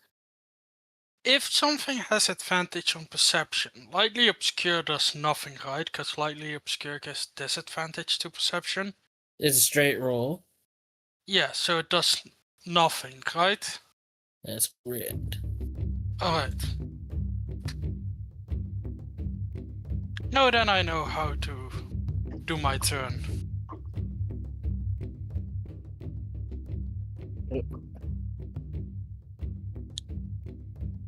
No, this was wrong.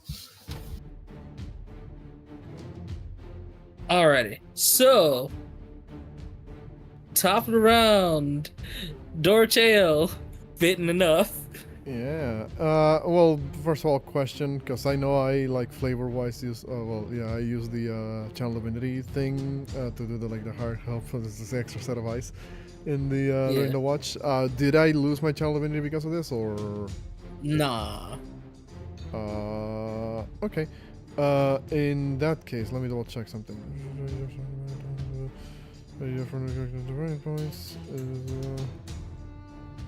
Damn. None of you are frontliners, I forgot. Well, technically, Ben is like half a frontliner. Yeah. Okay, I'll save up on this then. I'll use my bonus action to activate my Eldritch Claw Tattoo.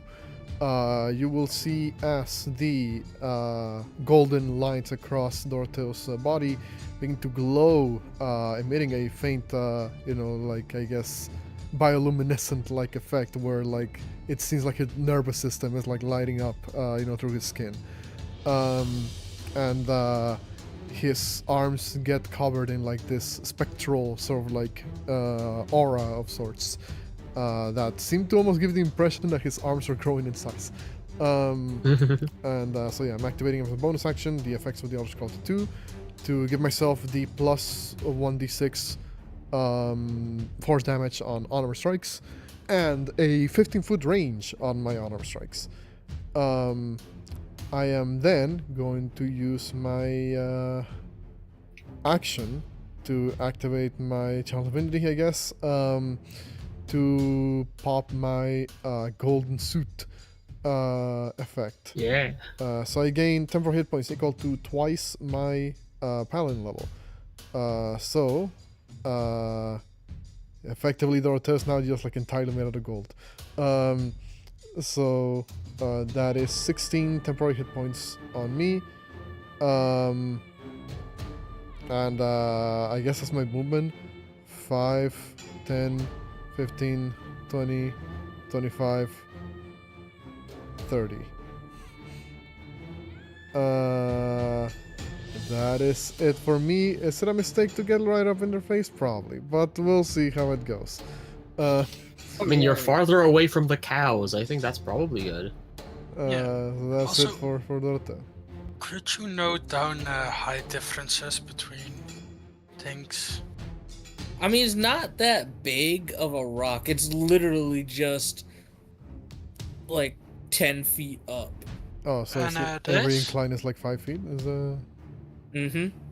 Okay, so every incline is 5 feet. And up here? Up here, that leads to a different part. That leads outside. How high is it Um, compared to here? literally just 15 feet. Perfect. Alright. Initiative count 20! Lair action. As he commands the cause.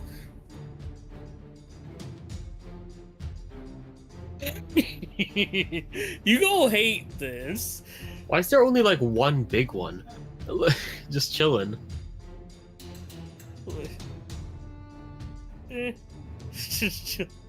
So yeah, these are herds of cows. He commands the herds of cows to defend him. As you see the herd come up to attack you, Bill. As herd of cows is going to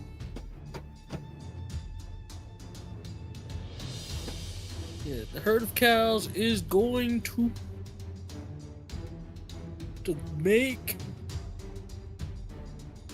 multi-tick sets to GM. What's their fucking range? They charging yous as up a fucking rock? Yes, up the friggin' rock. Well, that 15, I'm going to use mounted combatant to obviously like direct it towards me. And I have an 18 AC, so that does not hit. Okay, so you are not. So you are not taking no friggin' 44 points of damage. Mm-hmm. Second and third. Second attack. Lamp. 19. Can I do anything against that 19? That is the question, and the answer is no. So that hits me. Take 13 points of damage because they already charged. Yeah, okay. Third attack. 26 for Levon. Yep. And fourth attack. 16 is a miss. Does not hit, yeah. The rest of the cows are going to try and surround you and block off this entrance. So How tall is the ceiling? How tall is the ceiling?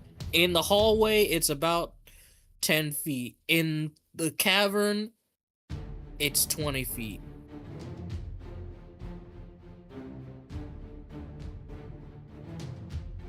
So yeah. That is the cause. Wallace McKnight, seeing that, oh, you coming to step up, he's going to use his action. He's going to use, let's see,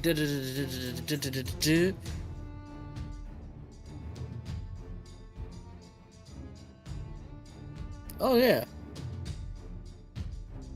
He's going to use his bonus action for one of his abilities. Hidden Step. Turns invisible.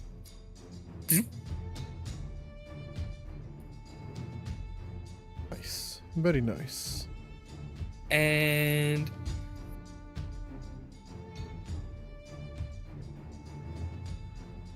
bloop. He is going to run. He and his boys are booking it like, yeah, no. 5, 10, 15, 20, 25, 30, 35, 40, 45, 50, 55, 60.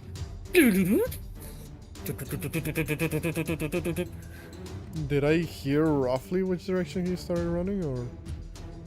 You can infer he started running up those stairs that you saw.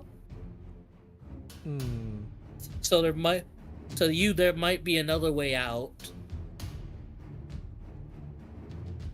Right, that's it for Wallace McKnight.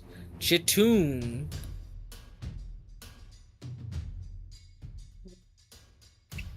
You are blocked. Your way is blocked by a herd of angry cows that moo aggressively. Can I? I cannot fly over them, correct? That is correct. If you want to get past them, I'd like you to. You can't. Now they can. You can make a contested acrobatics against a athletics to try and roll through them, or athletics versus athletics to try and shove them away. I don't believe I need to. Oh? I can cast spells through my wildfire spirit as long as they don't have the reach of self. It's touch spells that you can cast through them. You're familiar.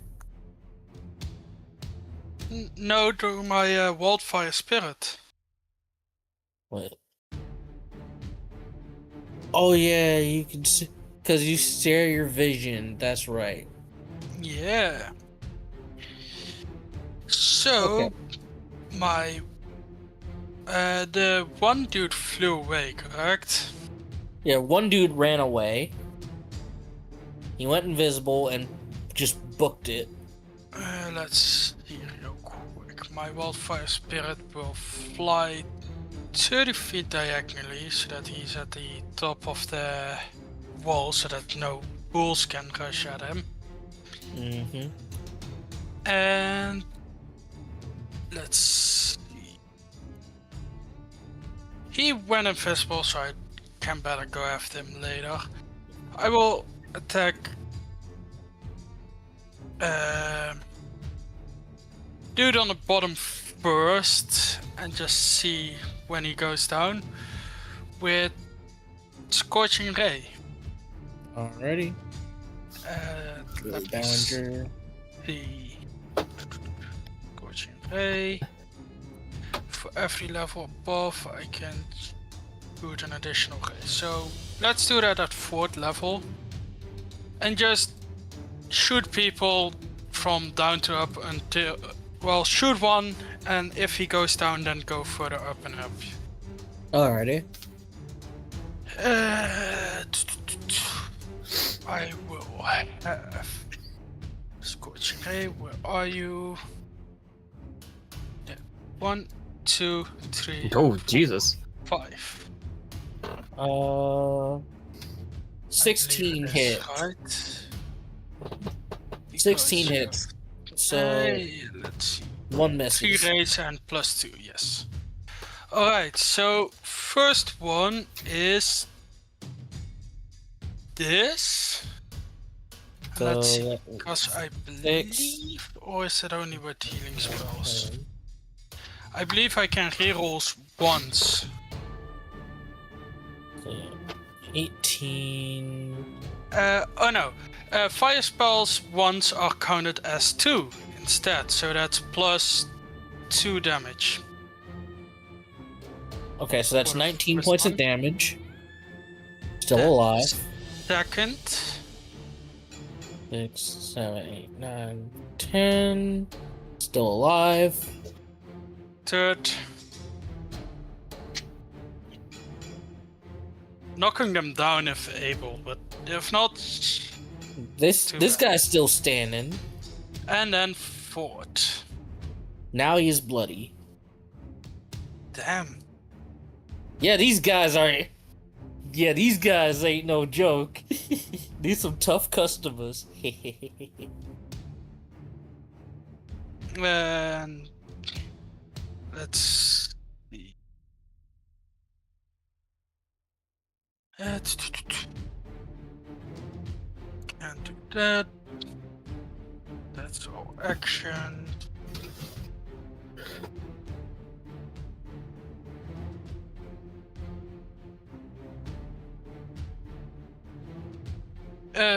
Bonus action to save to my wildfire spirit to attack as well.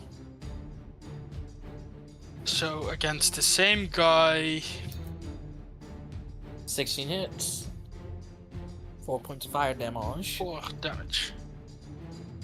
Alright. And that's all I can do. I will see. Let me check real quick. The giant eagles will try to push through. Alright. Give me some tested strong. Or dexterity. It's the same, so. Damn.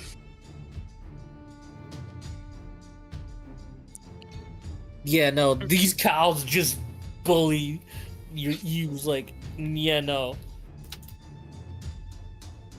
And that's it.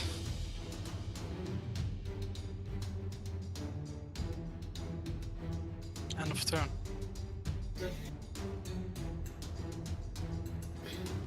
Alrighty. End of your turn. Billy Ballinger, the one that you just shot. Damn bird. He is going to get out his heavy crossbow and shoot your burb. Making 2 heavy crossbow attacks. A blamf. A blamf.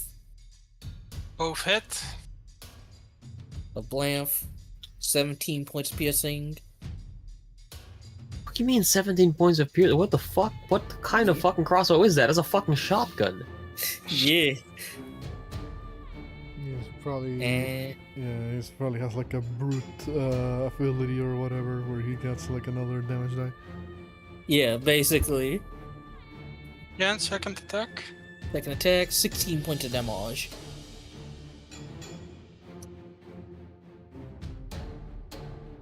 Alright. Bird is bloodied.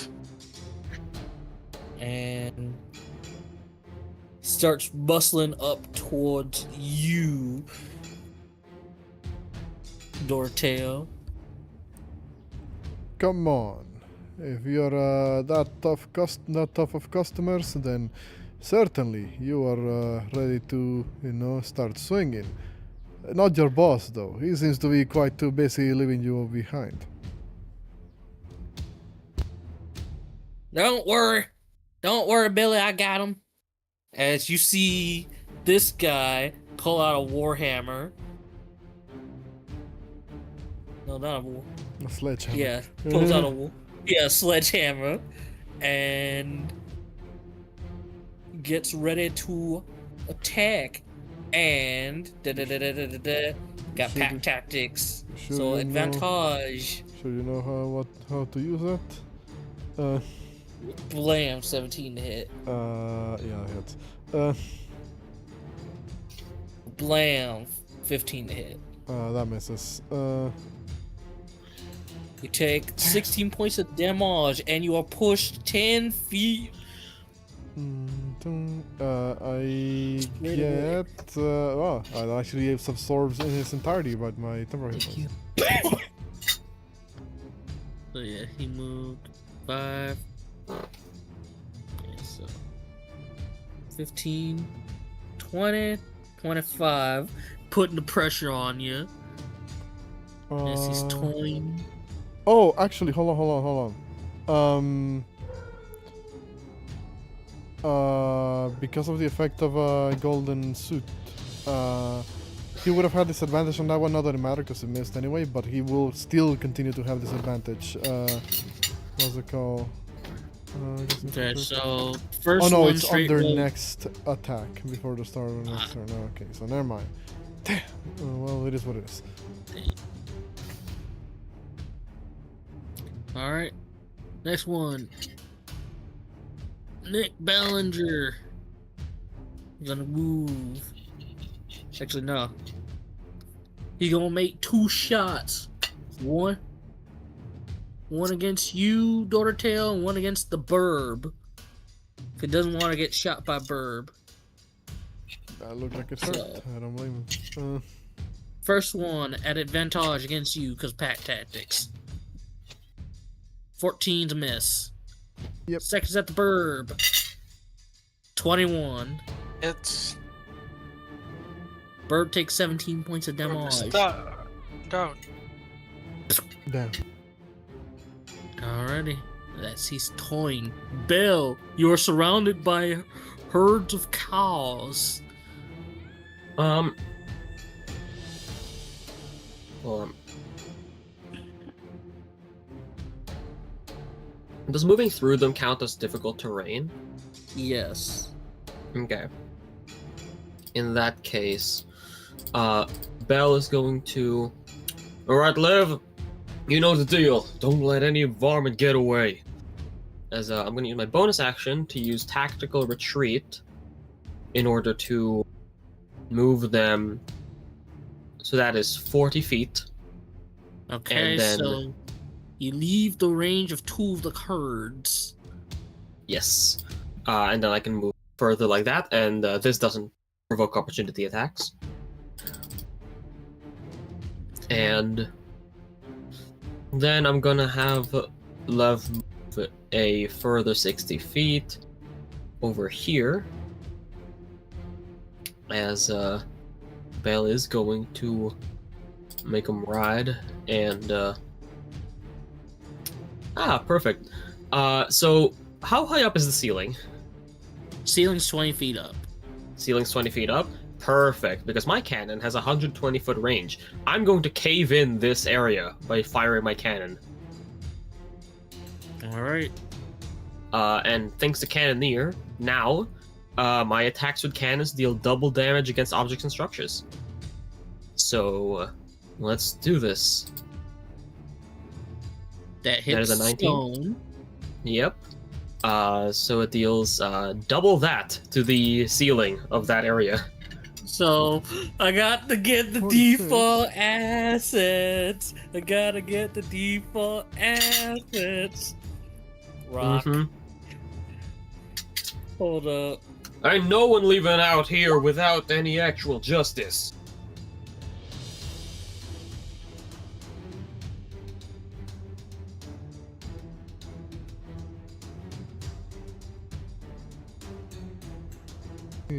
Doroteo fucking just goes, "What?" As after the cannon blast in the cave probably echoed the entire area and left everybody kind of deafened. Probably fucked up the cow. I mean, actually, no, they're charmed, so I imagine the cows maybe are okay. No. But after that, Bell is going to use his bonus action. No, actually, he already used his bonus action, so he can't actually reload his cannon right now. Instead, let's see. Bell's gonna let his cannon fall to the wayside, you know, still strapped to Lev, and as for you, eeny, meeny, miny. And he's going to use his ether pistol to shoot this guy next to the chair.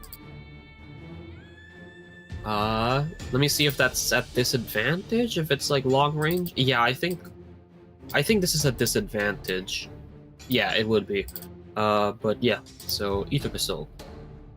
Yeah. 14. Miss. He just ducks. What's it called? Okay. In that case. Yeah, okay. I'll make that the end of my turn. And turn. Doroteo just got accosted. That What'd you is true. Let me read something. That no, it might be a little bit too cheesy. Let me see.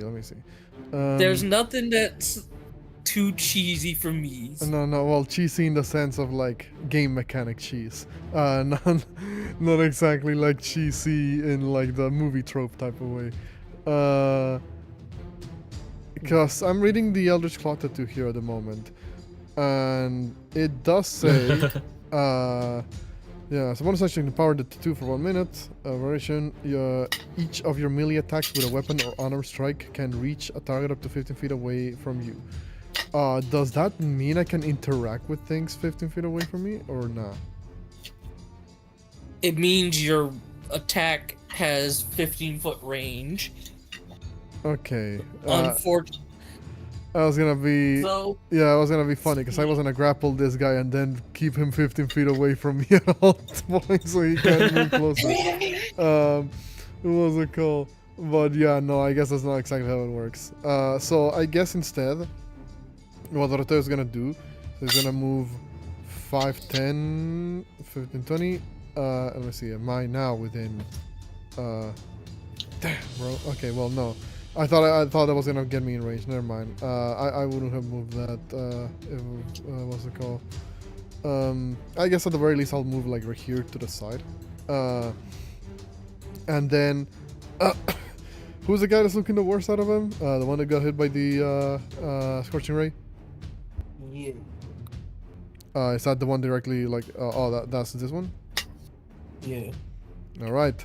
Doroteo winds up a punch, looking like he was about to hit the guy who's directly in front of him, but then he feints and just seems to go for that guy.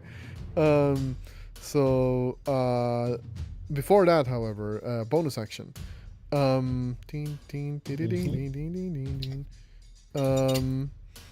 Actually, no, I'm gonna save my my bonus action for the time being. I'm just going to hit him with a good old 1-2. Unarmed strike on old boy over there. Wapow! Wapow! Hit. I'm going to put the first level spell slot on that first one for a divine smite. Not on the second one though. I'm just gonna get that. I'm just gonna leave that be. So wapow! Okay. 24. Holy shit. 24 And then the second one, which is just being augmented by the Eldritch Call 2, that I accidentally typo as Eldritch Call.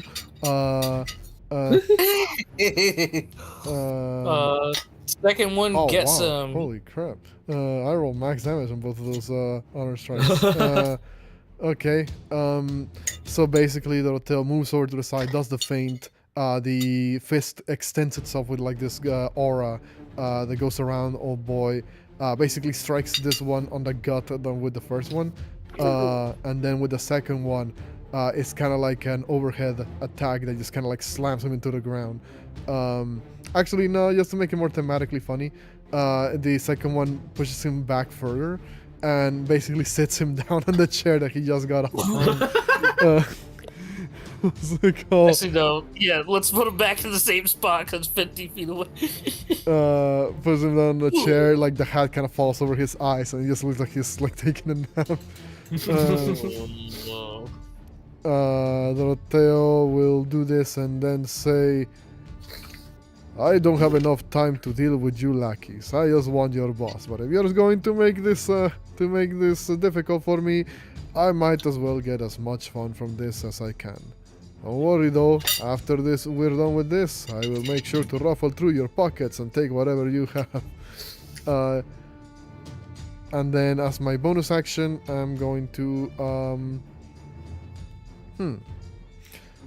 yeah, I'm just going to put up a quick shield of faith on myself. Probably should have done this a while ago, but whatever. Shield of faith on myself, and that will be EOT for time being. Alrighty. End of your turn. You hear Wallace McKnight yodel some more in the background. As well. Can any of us make fucking perception checks or something? Unfortunately, how echoey the cave is, it's hard to tell because it's bouncing off everywhere. It's got great acoustics here. Okay. Let's see. Sure. This would have been the cows leaving, but somebody blocked the exit for the cows, so they stuck. So on initiative count 20, nothing happens. The cows take the dodge action. Wallace McKnight. Friggin'. Let's see, is it the start or the end of his turn again? Start of his next turn. Start of his next turn. So he becomes visible once again. And with that,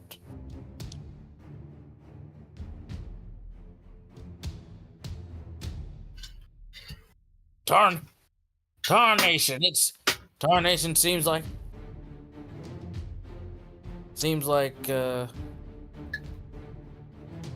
part of it's going up in smokes. Well,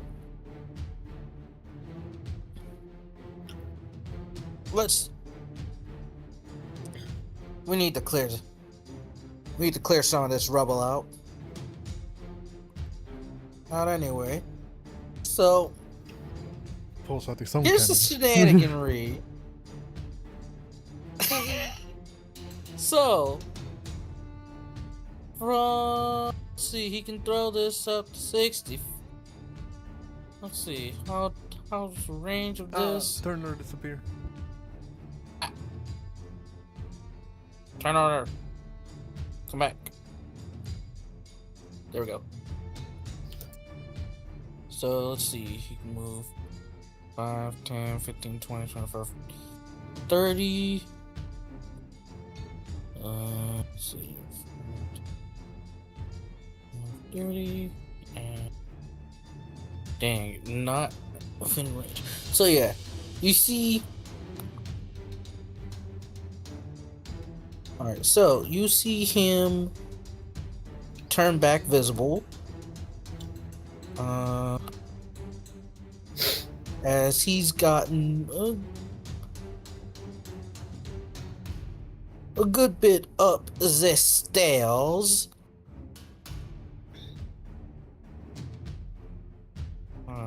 15, 20, 25, 30. Right here.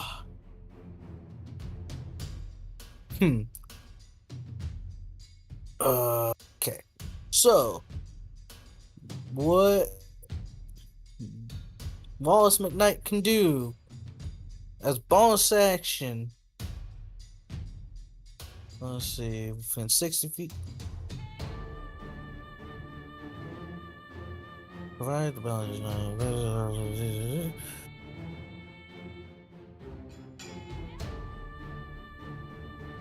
Ooh, boy. He starts yodeling, and he is going to use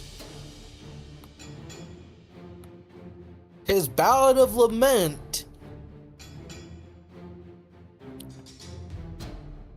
So, that's his bonus action.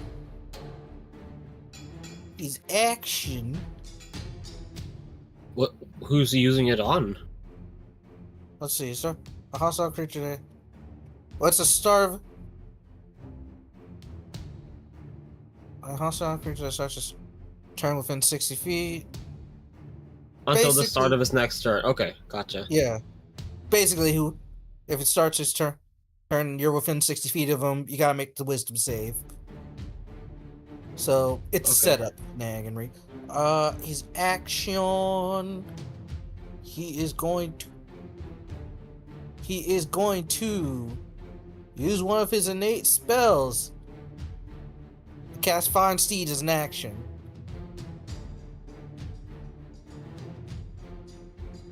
So you see him conjure up a horse.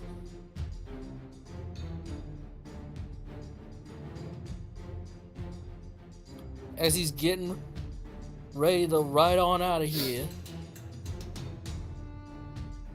Where did I put the friggin' horse? Beast.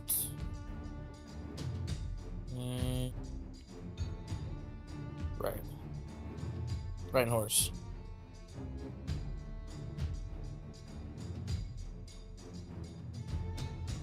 Blam.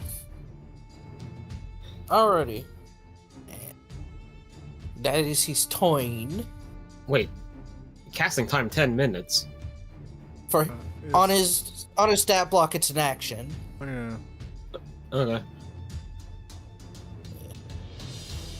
So let's see. Next spell casting. It's kind of broke.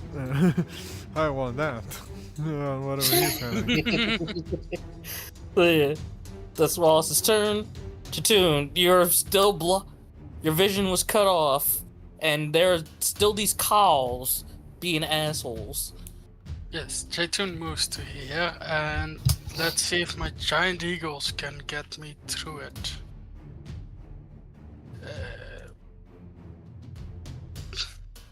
Can they push the herd aside with they friggin' 18 strength? Let's see. The giant eagles have 16. I'm just rolling ass. 15, 17. No, these cows are just bullying you. The cows cannot be manipulated. In that case, let's see how far this goes.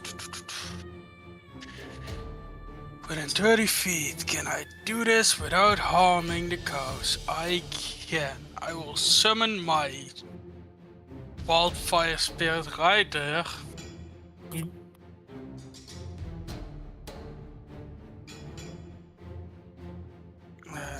Toevoegen.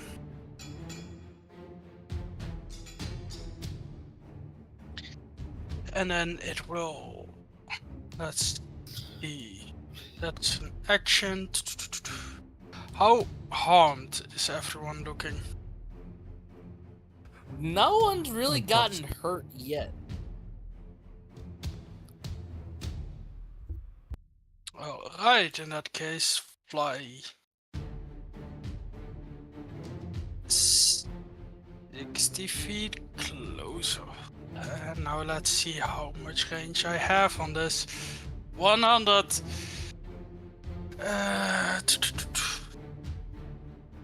That's just. I hate to produce flames in an action to attack.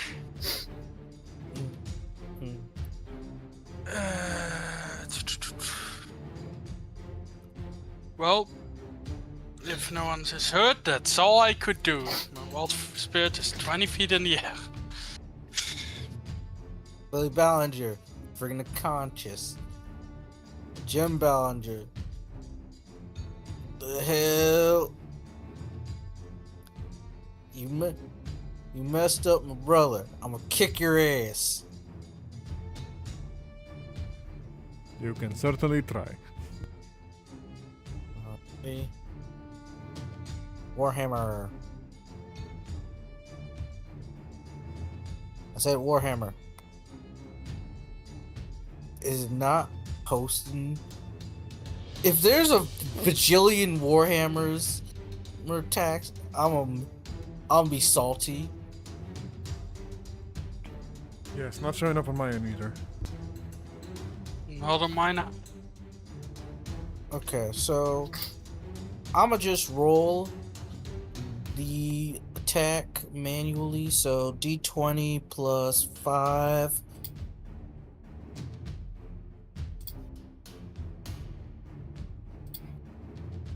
Dang, why are you just loading?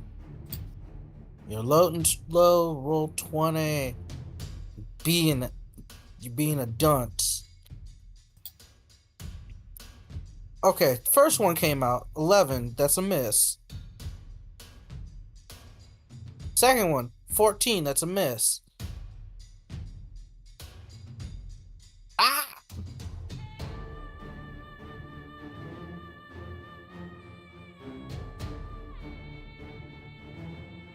I said stop, you weirdo. Damn, Widowmaker. Alright, so Warhammer 1114 obviously does miss. Unless you Yeah. had advantage for some reason. Did not have advantage. So I'll say with that he misses. Next up, Nick Ballinger gonna go up and try to hit you. So I'm gonna say, let's see, 5, 10.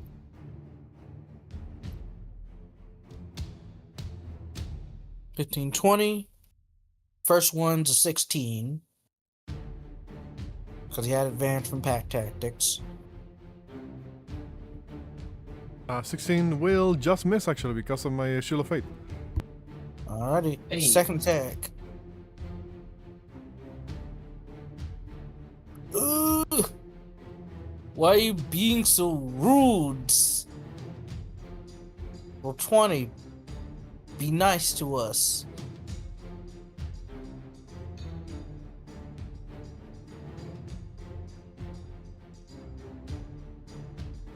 It's just been technical difficulties over on this side. 19 will just miss. Actually, no. 19 Alright. will hit. My bad. Keep forgetting. I don't have that high of an AC just yet. 9 points of bludgeoning. 9 points of bludgeoning, and I will do you my con save to maintain concentration on my thing, my jing.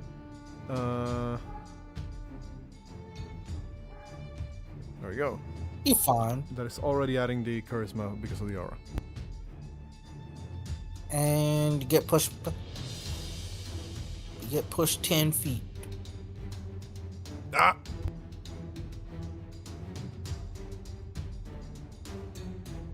Bell. See, Doroteo's getting crossed up. That is true. However, that is not my priority here. I'm gonna move up this way. Like, I'll say like this. And, that's just like a normal ass horse, right? It is. It's a spiritual horse. It's essentially some fine steed horse. Yeah, but it's just like a fucking horse. It's just a good horse. Which means, I'm going to use my bonus action to reload my cannon, and I'm going to fire at the horse. Fire at so- the horse. Mm-hmm. Oh yeah, start of your turn, cause Oh, right, yeah. you did That's true. 60 Wait, what's feet. your... Wait. Yeah. It's Alright, 60, so... damn. I guess I'll just move back here. Yeah, because I moved 60 feet. Yeah, so I'm that's not- No, incapacitated. you're feet. 90 feet. Yeah? I want to say, Yeah, this no. map is huge. It's like... Oh yeah, no, you're not 60 feet. You're actually you were actually 90 feet. Never Oh, okay. mind. You good right now. That's my Alright, well... biggest struggle, that I'm not getting within range of things. Alright, well, the fucking cannon missed because I guess I can't ever hit any attacks ever. I guess I'll just, like... Fucking...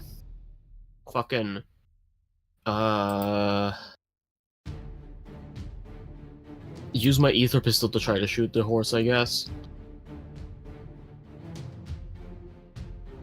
13. 13 hits the horse. Okay. 10 force damage. Friggin' horse's speed is reduced by 10 feet now. Mm-hmm. And, that's my turn. Alright. Doroteo. You just heard a horse get shot at. I did indeed hear that. But right now, as much as Doroteo wants to go there, he's dealing with something else at the moment. He's dealing with these two numbskulls over here. So he's gonna be like, come on, both of you know that you are no match for me. Just let me through and we can be friends. Not really. And he will use a... Yeah, actually, no, he can't really do much against them. Hoping that that their weapons are not magical, Doroteo is going to use his bonus action to activate his special version of Blade Ward to gain resistance to non-magical blade piercing slashing. Oh,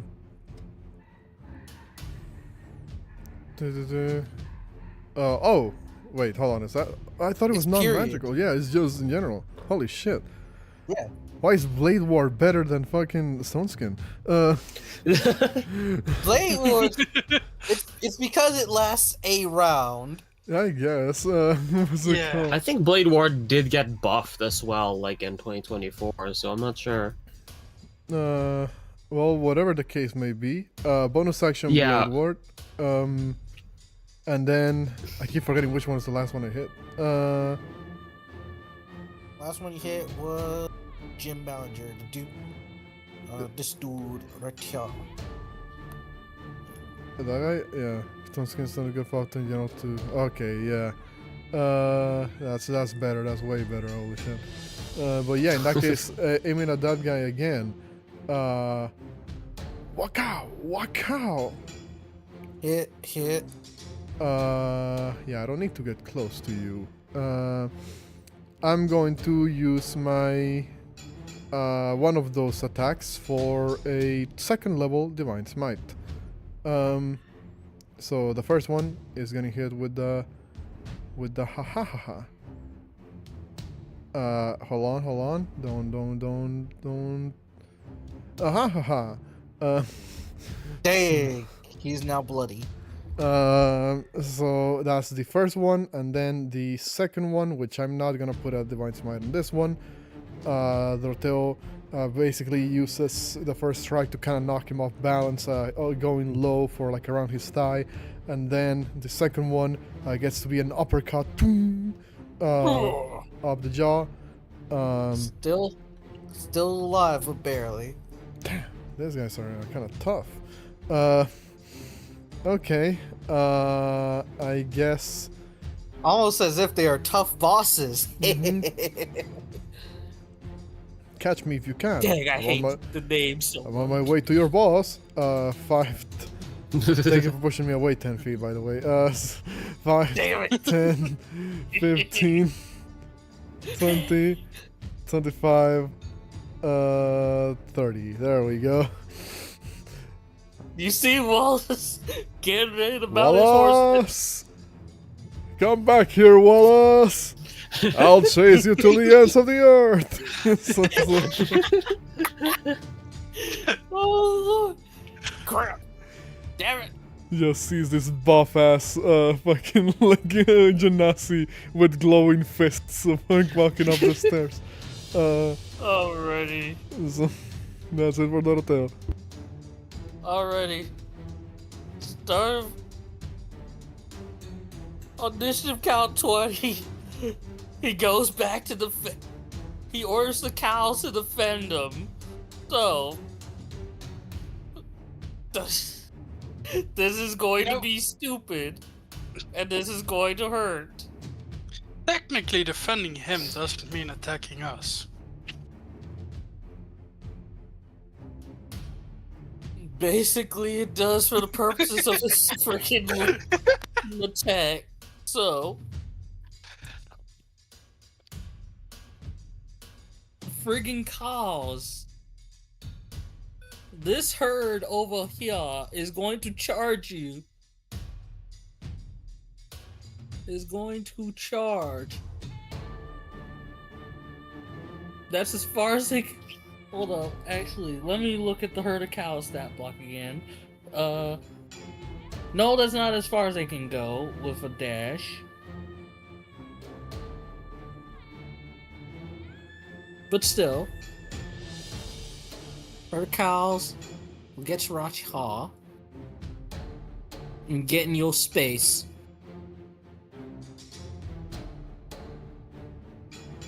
They can't attack right now, but still.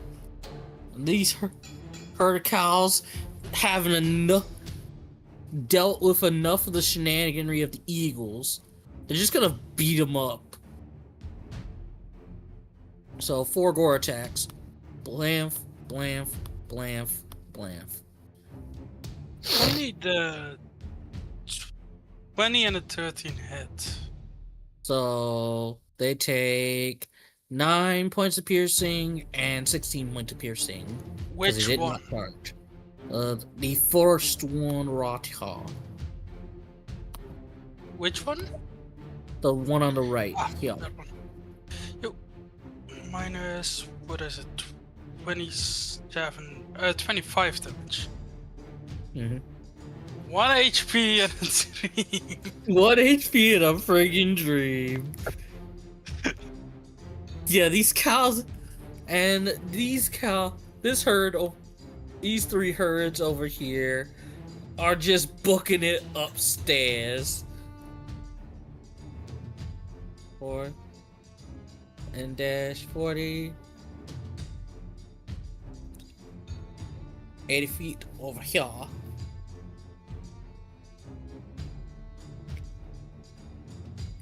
That's the time. Walls McKnight looks over at, let's see, take 65,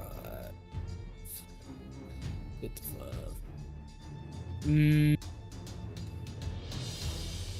What's the range of this shenaniganry? Yeah, 60 feet. Okay, so he's going to do mount on his horse with half his movement.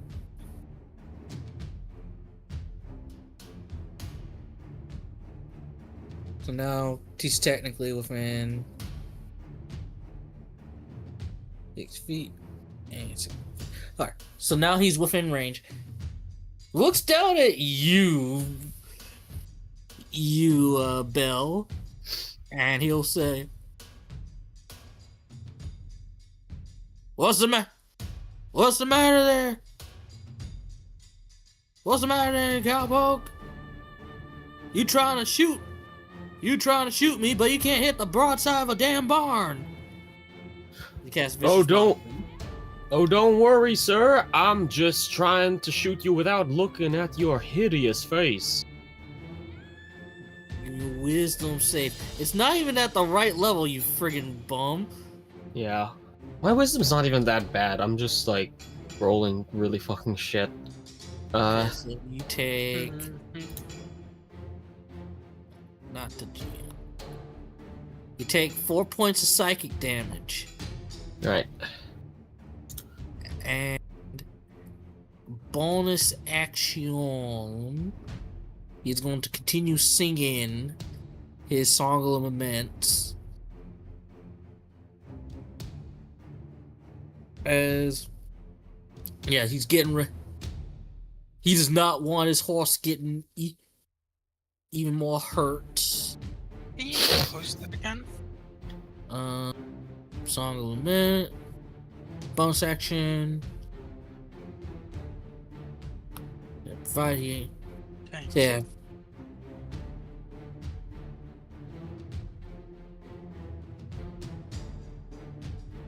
Yeah, he starts up singing again.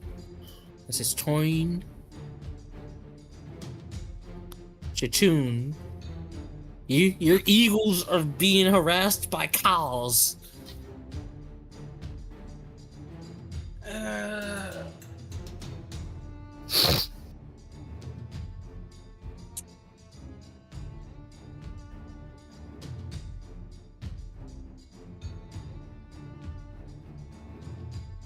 Let me think real quick.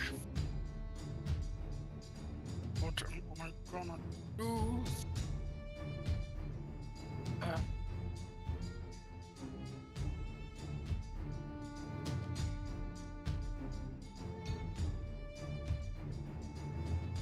Damn it! Wait, if I do... Nope, still won't work. In that case, the eagle flies a bit further. And I will cast at 4th level.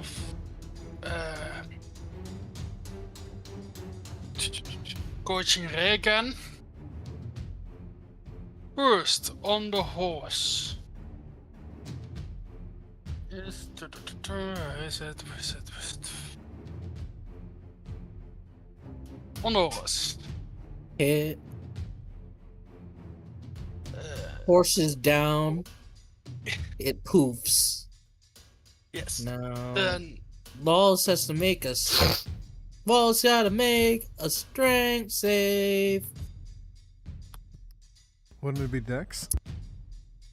No, because this friggin' is the shenaniganry of falling off a mount, and unfortunately, he rolled that one. He falls flat on his ass. and He's now then, prone. wait, wrong click. Sorry. 2, 3, 4, and 5 all on the boss. They will be at disadvantage because he is now prone. Then that's 16, 12, Alright, 16. 21, and 15. 16 hits. So 16 hits and a 21 hits. The 15 misses. 15 misses. Alright. Then that's all the fire damage, and thanks to Elemental Adapt, he does not have resistance to it. Funny enough, I did give him. I did give him a ring of fire resistance. So it don't even matter. It don't even matter. Then the eagles are trying to push through. Will they bully the cows? You know, this that's time? 1 strength, 1 dex. So let's see how this will turn out. One of the eagles gets by. Does the one that pushes through open a space that the other one can fly immediately after? Essentially, because it's literally 100 cows.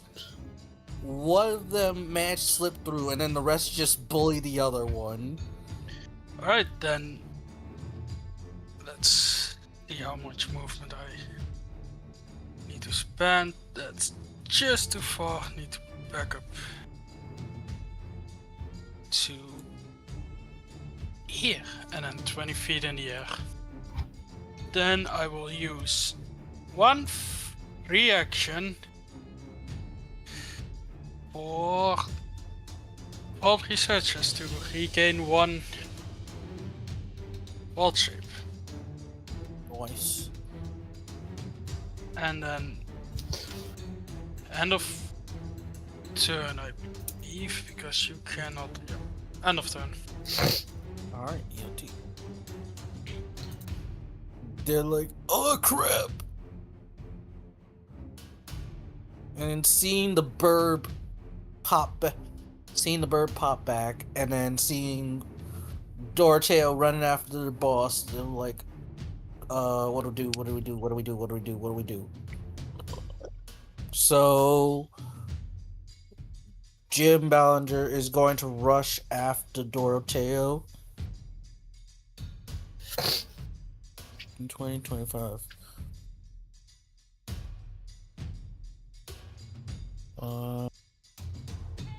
Move to top.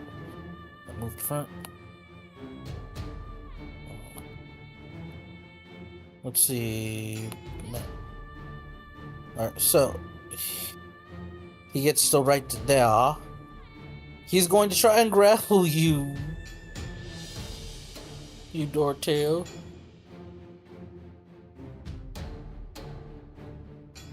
He we can certainly try. I don't think That's I can 7. fail that.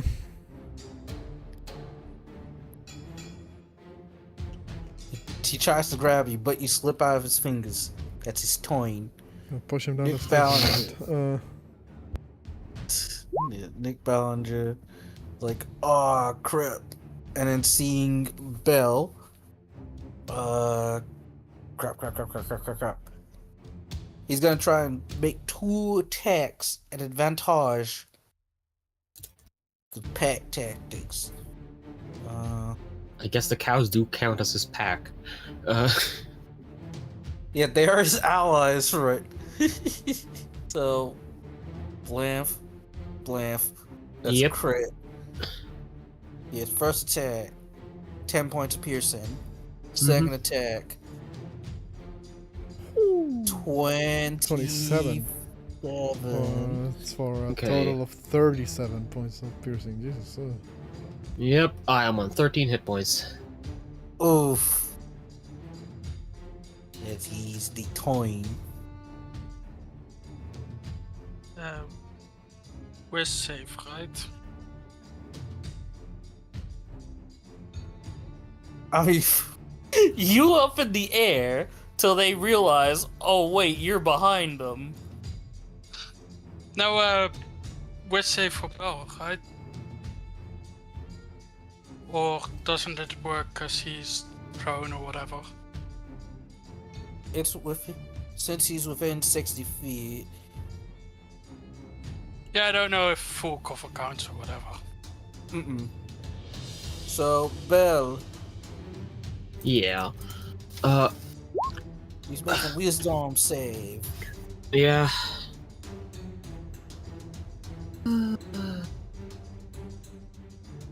Okay. 15! Hey, You're nice. immune for 24 hours. What do you do? Yeah. Actually, hold on. Yeah, so Bell is going to bonus action reload his cannon and say, alright, the second time's a charm. It's not quite the same, but and going to fire at that motherfucker. Actually, can I collapse the ceiling above him? Oh lord. Yes. Yes. You know me so well. I am rule of cool within reason. So, and this is funny. I will allow it. So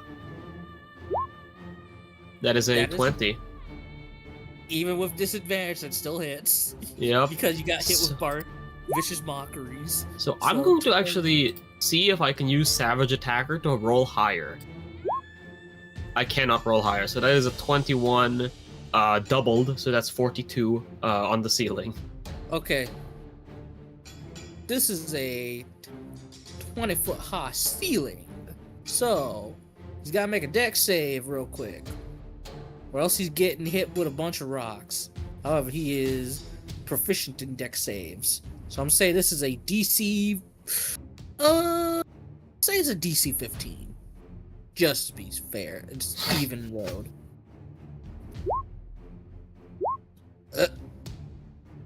Friggin' 19, so this will be half damage Okay. of 2d6.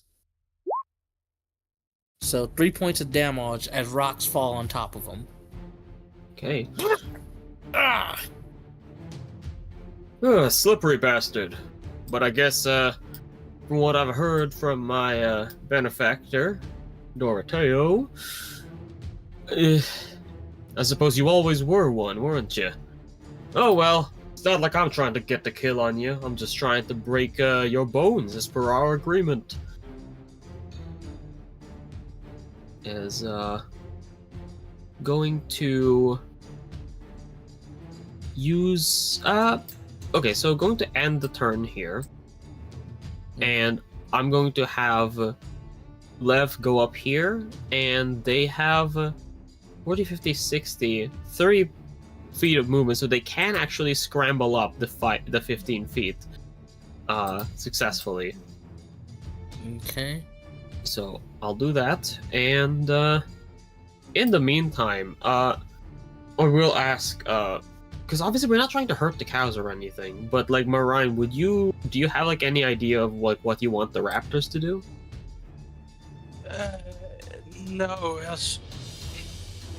I think as long as they move through and start attacking people, I'm fine. But indeed, try not to attack the cows. Yeah.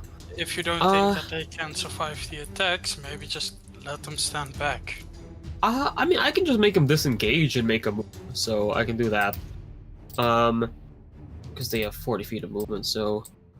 Yeah, the ones at the entrance to the cave 5, right 10, here, 15, they are 20, actively 30. blocking the way. So, Yeah. either friggin' athletics or acrobatics from them.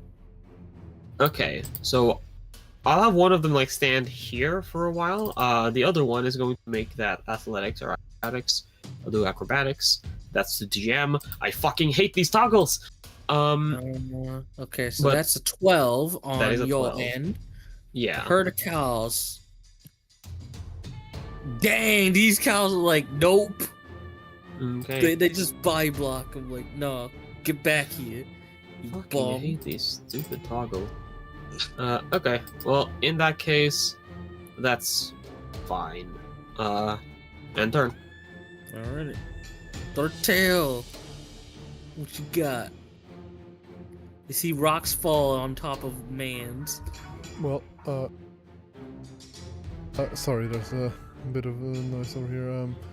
The Doroteo will look over at this guy and will make one. Yeah, I was gonna punch him, like the one directly in front of me. First one will be a punch. This is 17 hits. I accidentally roll. Yeah, 17 hits. So that's 15. Second one is gonna be pushing him down the stairs with an athletics. Okay. So, athletics check. He can. Ah! So basically, just like twack him across the face, and while he's like reeling to the side, Doroteo just like Sparta kicks him like down the stairs. Says, "I have no time to waste on you," and he will continue moving. He's not prone.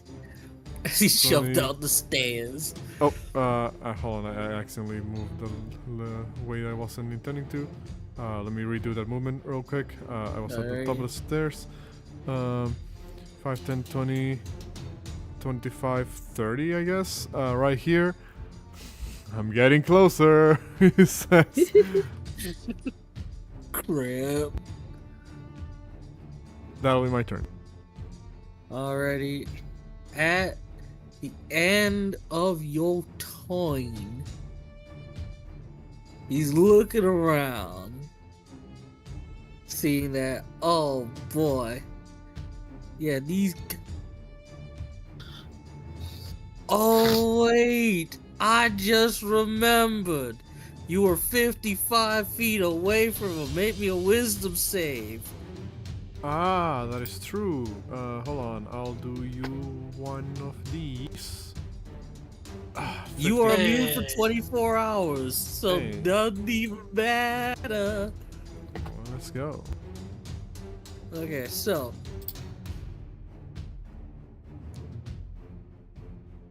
He realizes, oh crap. These guys are ganging up on me. The cows. Freaking cows. They can't. These cows down here, they can't really get up. They can't really clamber up that That'd be well. fucking Like. horrifying if they could. So, the herd over here at the bottom of the stairs is going to charge, pushing out of the way the Ballinger brothers. 30, 35, 40. And just dash up the stairs. You see them, like 300 cows just cartoonishly run up to surround you. They'll be too late.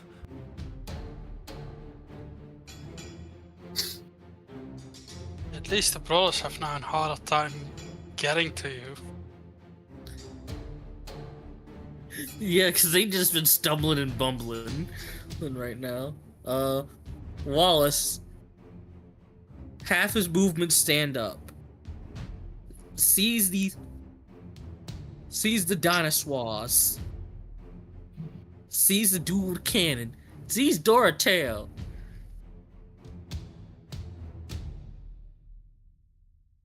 Yeah, nope. Seeing that, yeah, you're not affected by his ballad.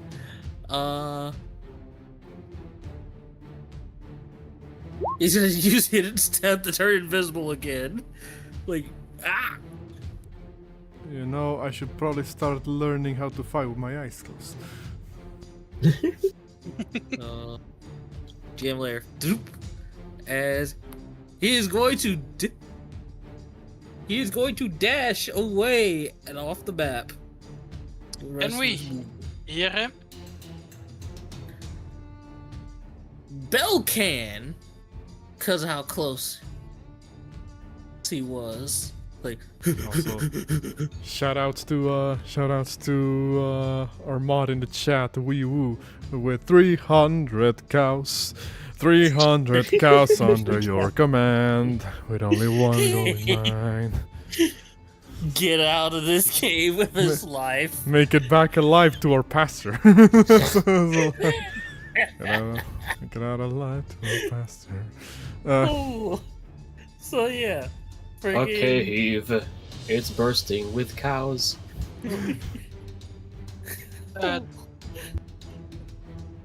Does Bell say which way he runs?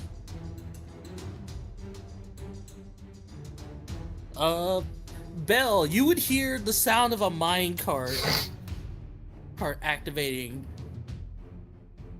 as the brakes being turned off, as he's starting to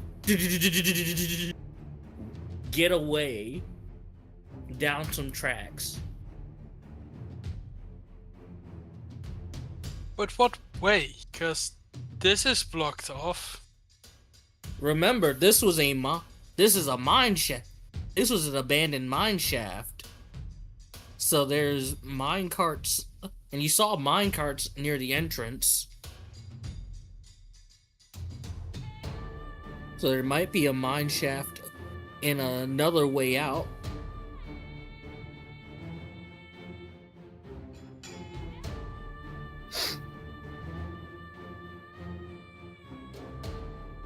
You do know he at least went this a ways.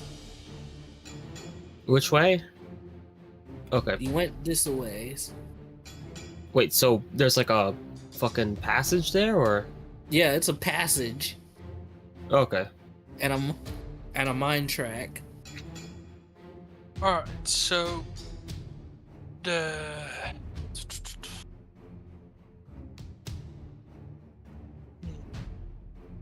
Wildfire Spirit is gonna move to here.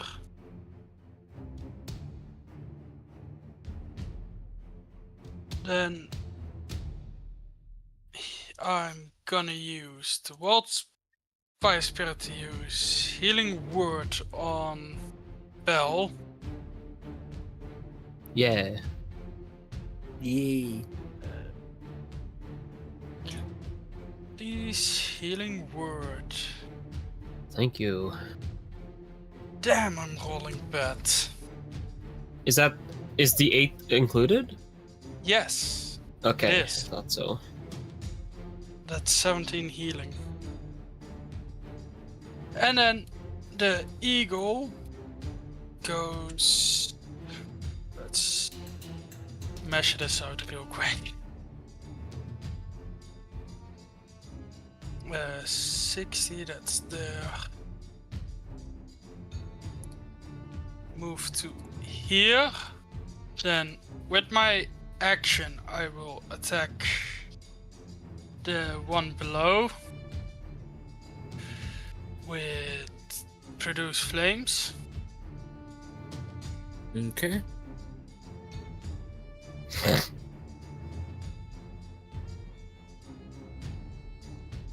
Going fantastic. Yeah, 10 is a miss, unfortunately. And then, how far can the eagle dash in this place? Is it wide enough? It is very narrow. Like, it's enough for Lev to squeeze in. And maybe a horse to just... If you ducked, it'd be easy. But for the eagle with its wingspan, it's like, no, I ain't going in there. That's fine. It drops Chayton off, and Chayton starts running 35 feet into the shaft. So, you see the mine shaft with your dark vision. It kind of loops back around, and where you saw the friggin' quote-unquote cave in, you get the feeling it was an illusion. It was an illusion, and the rest of the track continued on. So he might be trying to loop back around the front door.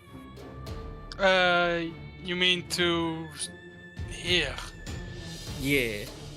Yeah. Then Chayton yells back. You can just. I believe this goes to the beginning. If you get through the couch, that might be faster.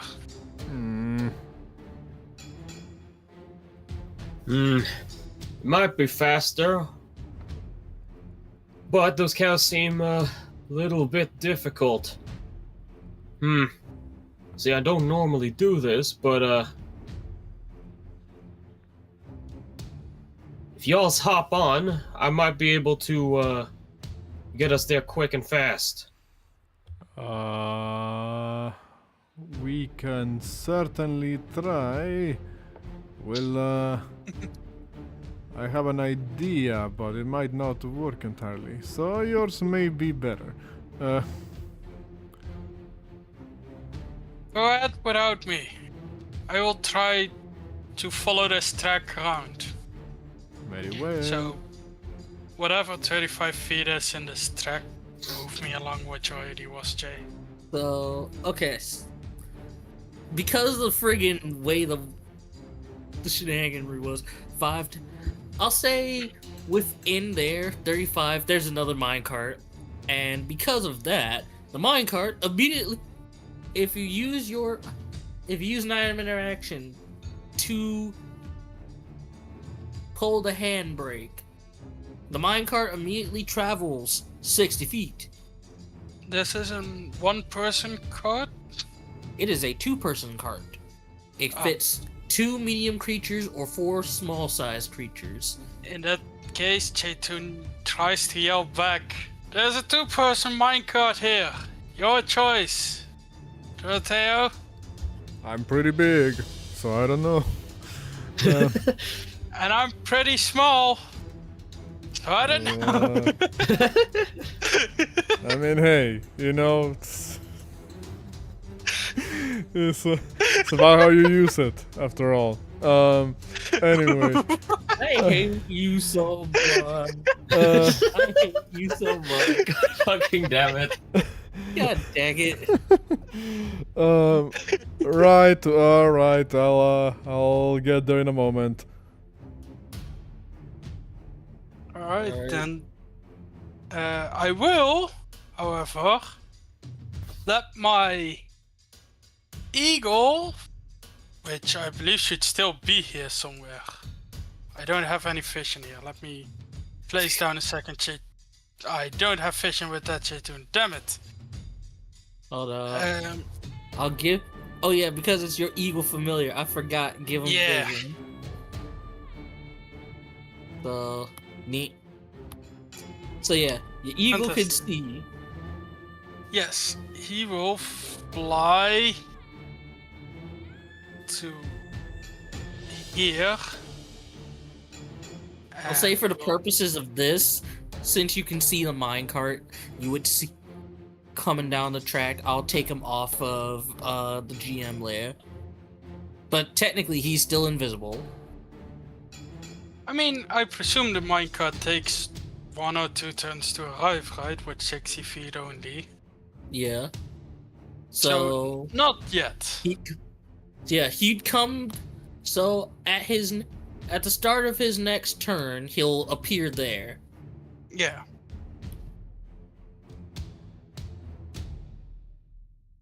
So yeah. At this time, Jim Ballard's is like, crap! Yeah, these guys ain't no joke. Let's get out of here. And they start running. Yeah, they are hurt enough. Like, nah, we ain't dealing with you guys. Let the cows deal with you. So, Belle, your turn.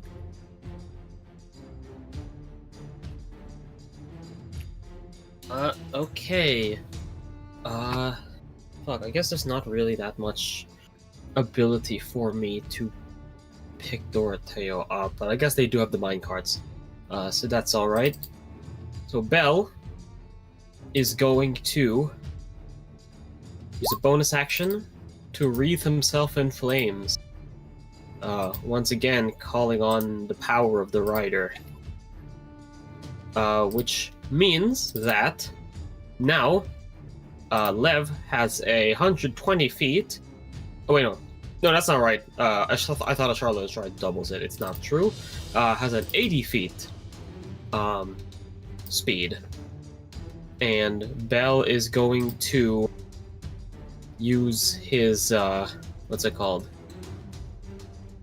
Battlefield Commander, in order to allow Belle to allow Lev rather to move up to its speed.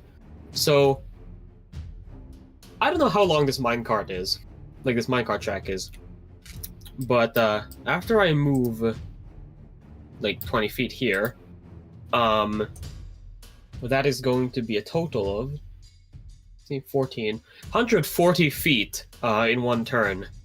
Just like fucking running like a fucking freight train, leaving like a trail of flames through the fucking train track. You basically get past him.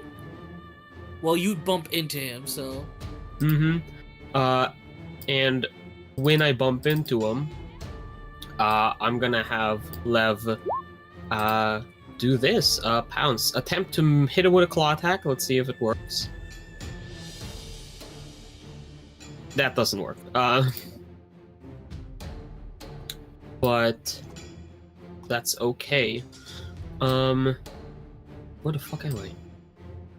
You are. So I don't think I think like in terms of the fucking flippable token, you need to update the dark vision on the other token. You bum. No wait. It says you have vision. I have very.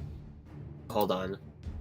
Oh, it must be. No, it's because you fucking blacked it out. Yeah, because there was an illusion. There was an illusionary wall here. Illusory darkness.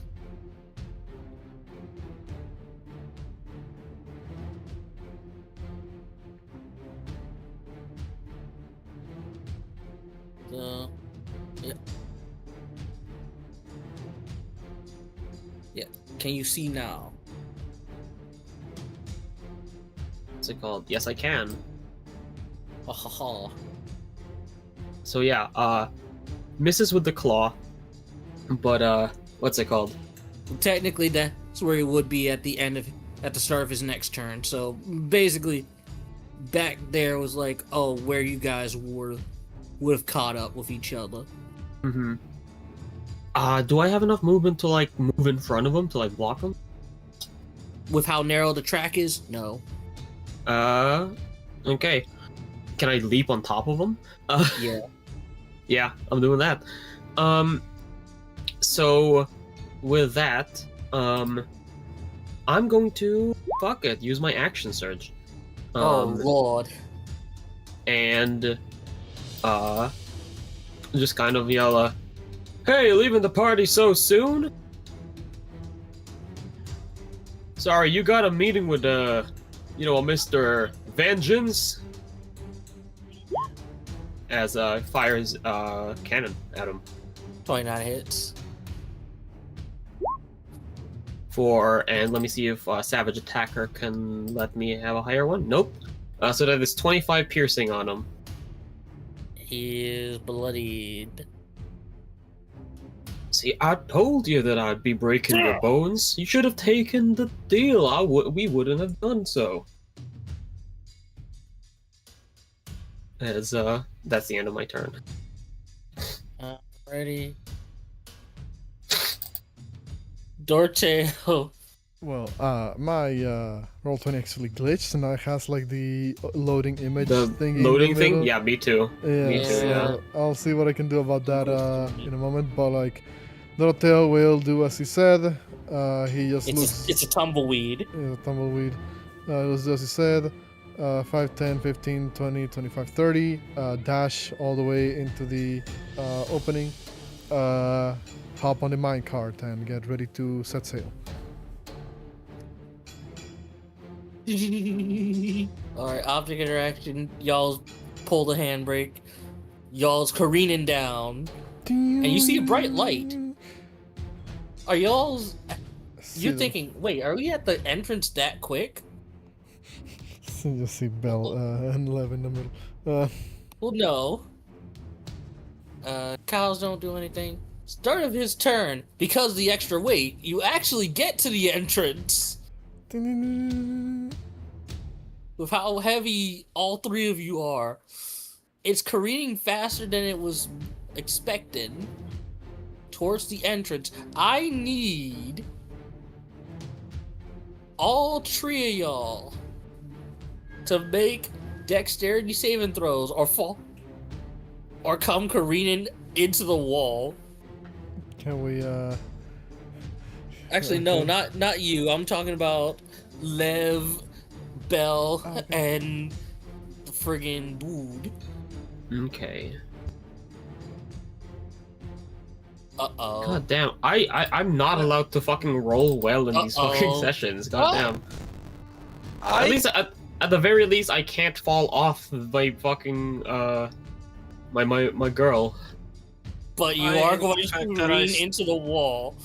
Mm-hmm. He is the only one who makes it. So you see him just jump out of the cart, barrel roll, tuck and roll. However, the cart, as it hits a turn, sharp turn, boom. Your eagle sees well these two careen into the wall as they take 17 points of bludgeoning damage. Okay. Don't worry, I think the familiar can let me use touch spells. Yes, it did. So there goes Q again. He's like, yeah, duh. Getting out of here. Cause he is too terrified. So he's dashing 60 feet out of here. And once he passes the threshold, the cows are back to normal. Like, they act as if nothing's happened. Like, wait, what are we doing here? As they are out of range of his charming effect.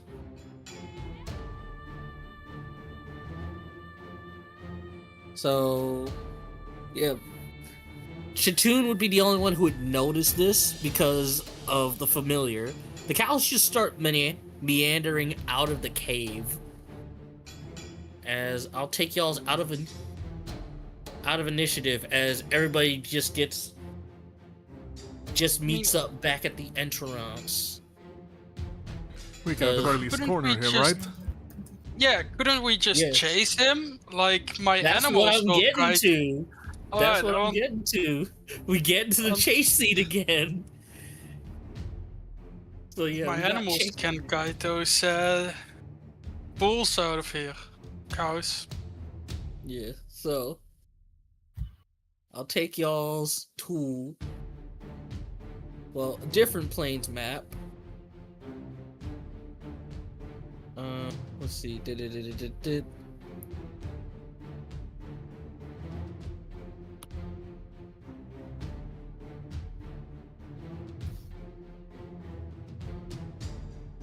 So, move the party here. So, place yourselves at the top right of the map.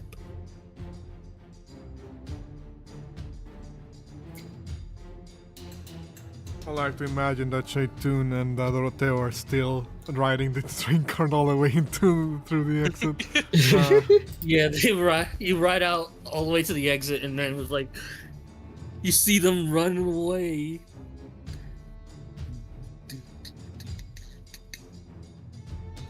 Already, so where is his horse? So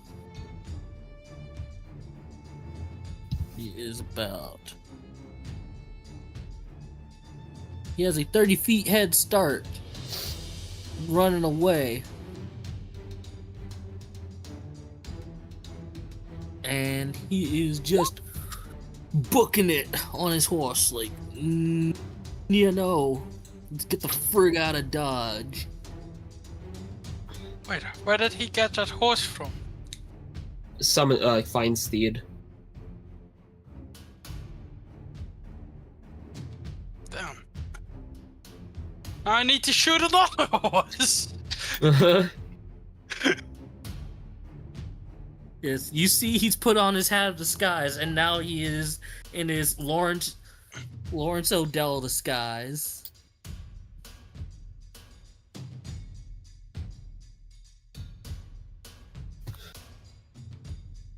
Like, We're gonna have to Correct. Scooby-Doo to unmask this guy in front of the authorities. I have the exact same! yeah, let's go. I'm not gonna lie. I was right. I wasn't racist. Just realized this is someone. Yeah, Indy, you got it there on the money. This is just like a parody on Home on the Range, because it's like this Yes. this guy yodeling to charm cows hiding in caves. Yeah. I straight up called him Alameda's meat at the very start of the session. So I didn't even fucking get the reference, obviously, because I haven't watched this movie. But like, God. Okay. Dang. It is hilarious. So, friggin' you chasing down. Once again, Doroteo starting this off. Like, I'm about to end this chase sequence in an instant, y'all. What's it called? dang. How many eagles came out with us? Oh my fucking God. If you do it, y'all. The healthy one came out with us. Is it flying both Chayton and Doroteo, or is it just Chayton who's getting flown out by the bird? I thought it would have flown, all three of us. The two of us and my wildfire spirit. Wildfire Spirit can fly. Is that possible, Bart? It can, but at 30 feet, while the giant eagle can go at 80. Fair enough. Yeah. What's it called? In that case, But you can who is commanding the use- movements? Yeah, I was gonna say who can command the movements of the eagle in that case. Say Chayton, because you're not in direct. Because he's not giving you direct control of the eagle. I mean, he can have it. Eagle listens Okay, to then. both of us and Okay, can then. understand common. So Okay, so you both have I'm control not of it. gonna do the thing that y'all think I'm gonna do. I'm not gonna like fucking plunge attack him again, because Doroteo wants this man alive, and that has a very high risk of death. What's it called? But Doroteo's gonna ask the eagle to fly us like basically like just like 10 feet above at the very least. Are you gonna fucking grapple him and pluck him out of the fucking sky? Kind of. I need. He is going to get roughed up a little bit during this, but I need him to stay mostly intact for this. When Doroteo is like just like a couple of feet above, he's going to, he's going to have like the eagle be like right above, and the first thing he's gonna do is that he's going to look down. He's going to look down, old boy, and say, "Well, I extended you the offer for the trade, but it seems that you are still kind of keen in not taking it. In that case, grapple." Can he beat that? Well, Wallace McKnight, can you beat the shenaniganry? Let's go into his sheet. Let's see.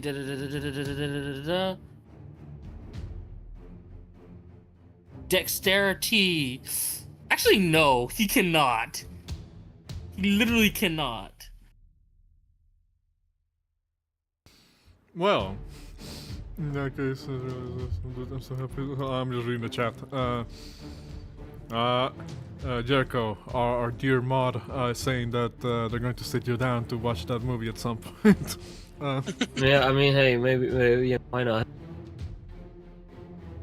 So yeah, so he fails the easy check, right? Like he can't actually. Yeah, he automatically okay, fails. so 'cause he cannot basically, beat I it. just grab him by like the scruff of the neck, and I guess his horse keeps going, but like he gets like. You pulled are out on of it. top of the horse I- with him. I tell the eagle to like slow down so that I basically pull him off the horse with like the momentum, I guess, of his movement. And right as he's pulled off the horse, I just kind of let go so that he eats shit on the ground and like rolls on the ground. Dang, you don't even let it continue for more than. See, this is why D&D change rules are friggin' corny as hell when it comes to magic mounts. Like, dang. So yeah. So, yeah. No friggin'. Go ahead. So yeah, no friggin' chase necessary now, because you just grab him. He eats shit.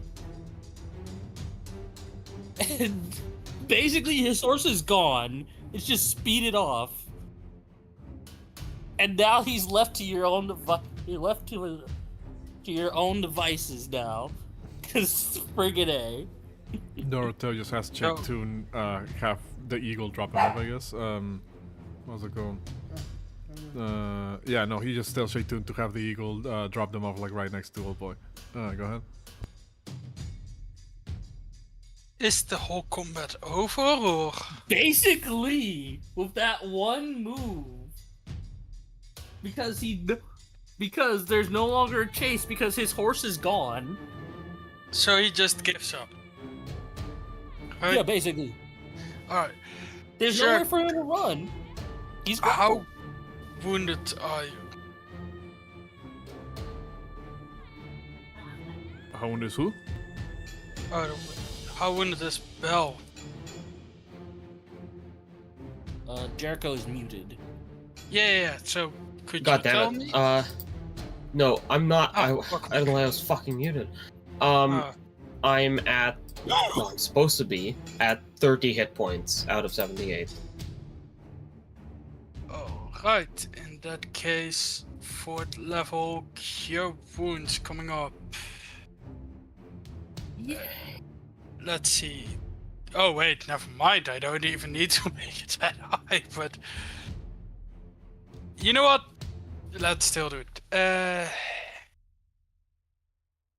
Nero, Brutus, hold him, help hold the man down.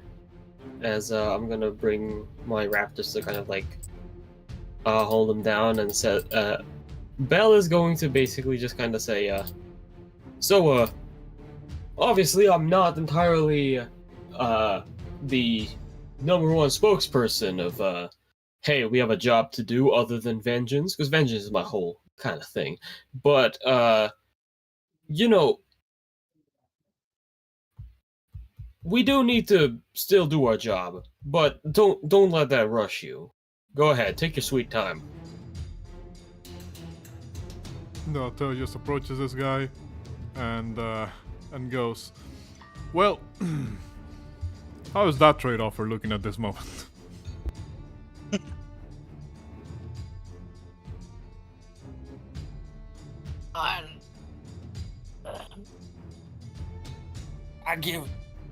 I know when I'm whipped.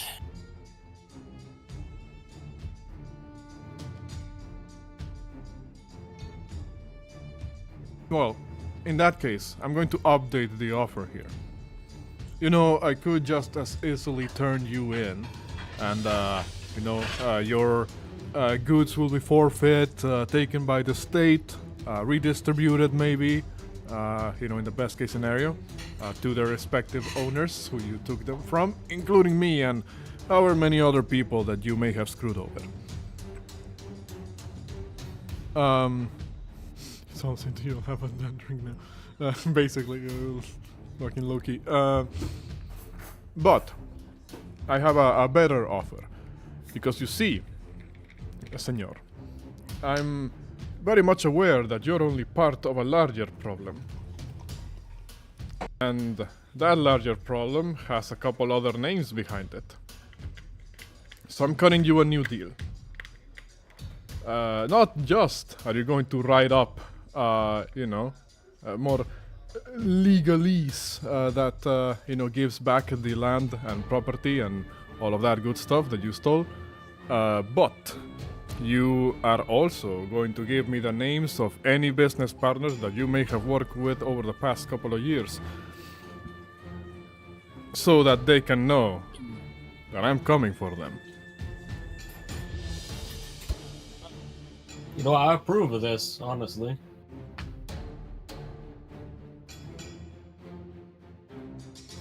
Looks over at Chayton. That way, it'll be more of a political death than a proper one. I think you're doing an outstanding job. Now we just need to Now we just need to get someone for Chayton to chase to the ends of the earth. Wouldn't that be something? Who would I possibly have pissed off that much? Who would have possibly pissed you off that much is the real question. Fine. I'll tell you one of my contacts that I've been selling. That I was selling off land to. Fuck you mean one of your contacts? He said all of them, sir. Well, they're the biggest donors in my business ventures. The others are small time, and well, if you follow the money, it all leads back to them.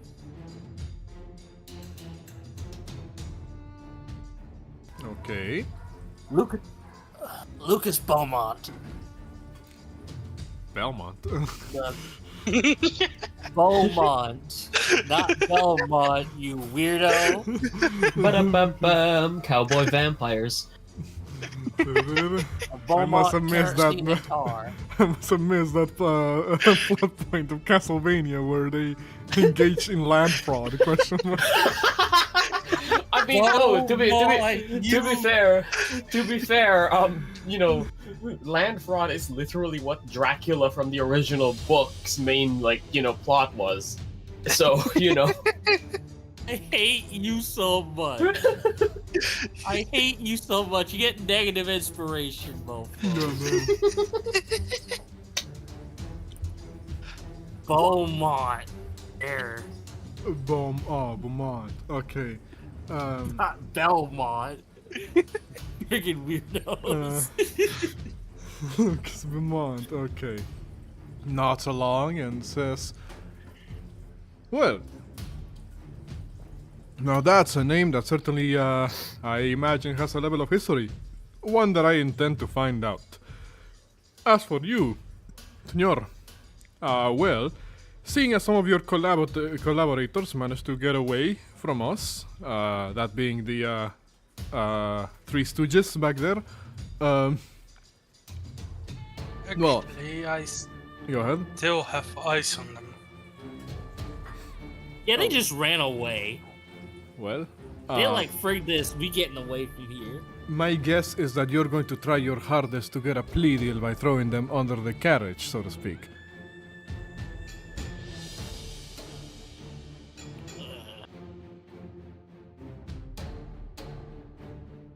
So, here's the deal. Obviously, we could just easily kill you, but I think it's better to see you struggle to survive. After all, like I said, once we're done writing all of these legalese, and, you know, certain properties go back to the appropriate person, they're going to try to throw you into jail. Probably not hang you, considering your connections. But that's fine. I think it's better if you stay alive for a couple more days while you see the empire that you helped build up crumble underneath you, or rather underneath me.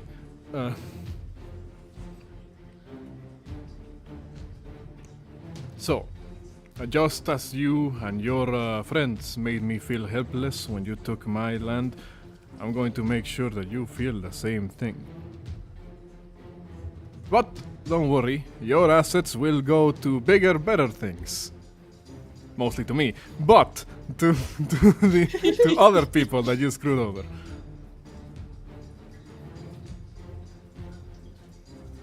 Now, get your sorry ass up, and we're going to have to unmask you back at town with the nearest sheriff.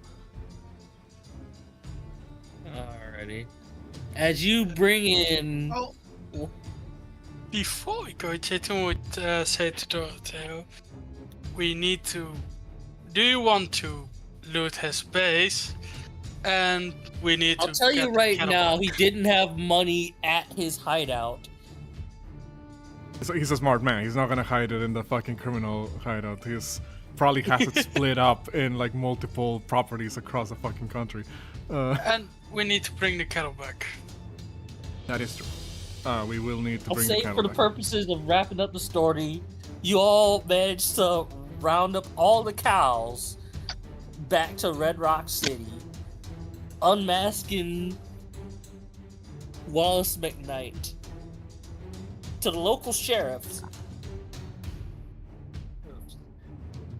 Let's And with that, you all have received. Yeah. You all have received not only 180 gold for the capture of Wallace McKnight, and is it 50 gold piece for doing the job. You also receive 2 silver. 80 gold. Oh, damn. Is that Well- 80 per person or in total? 80 per person. Yeah, it's 80 per person, and I think the 180 is just split amongst all of us, right? Yeah. Yes. So it's 190 per person. Mhm. And you've got yourselves a hat of disguise. This seems like an item that should be illegal, I think. Well, Chayton would actually look to Bell and be like, do you want it?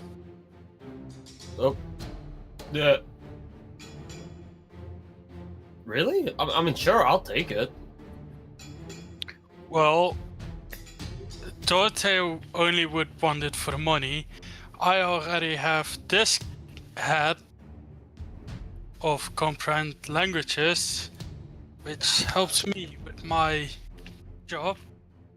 I guess it would be useful considering, it's not come up yet, which is very weird. I am technically dead. And, You well, told I I wasn't really like the, any of the big shots back in my gang, so I guess I wouldn't really have too many wanted posters of me. But, I think this might be kind of useful, honestly. Worst case, I think you need to pay him some to pay his part. Get mine for free. As you take the hat, it actually, in the default version of the hat, it actually looks not too dissimilar from your own hat. Yeah. Well, now It's you probably can... like a lighter shade of brown.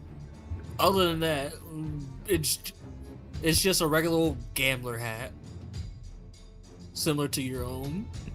Okay. I mean, hey, now you can,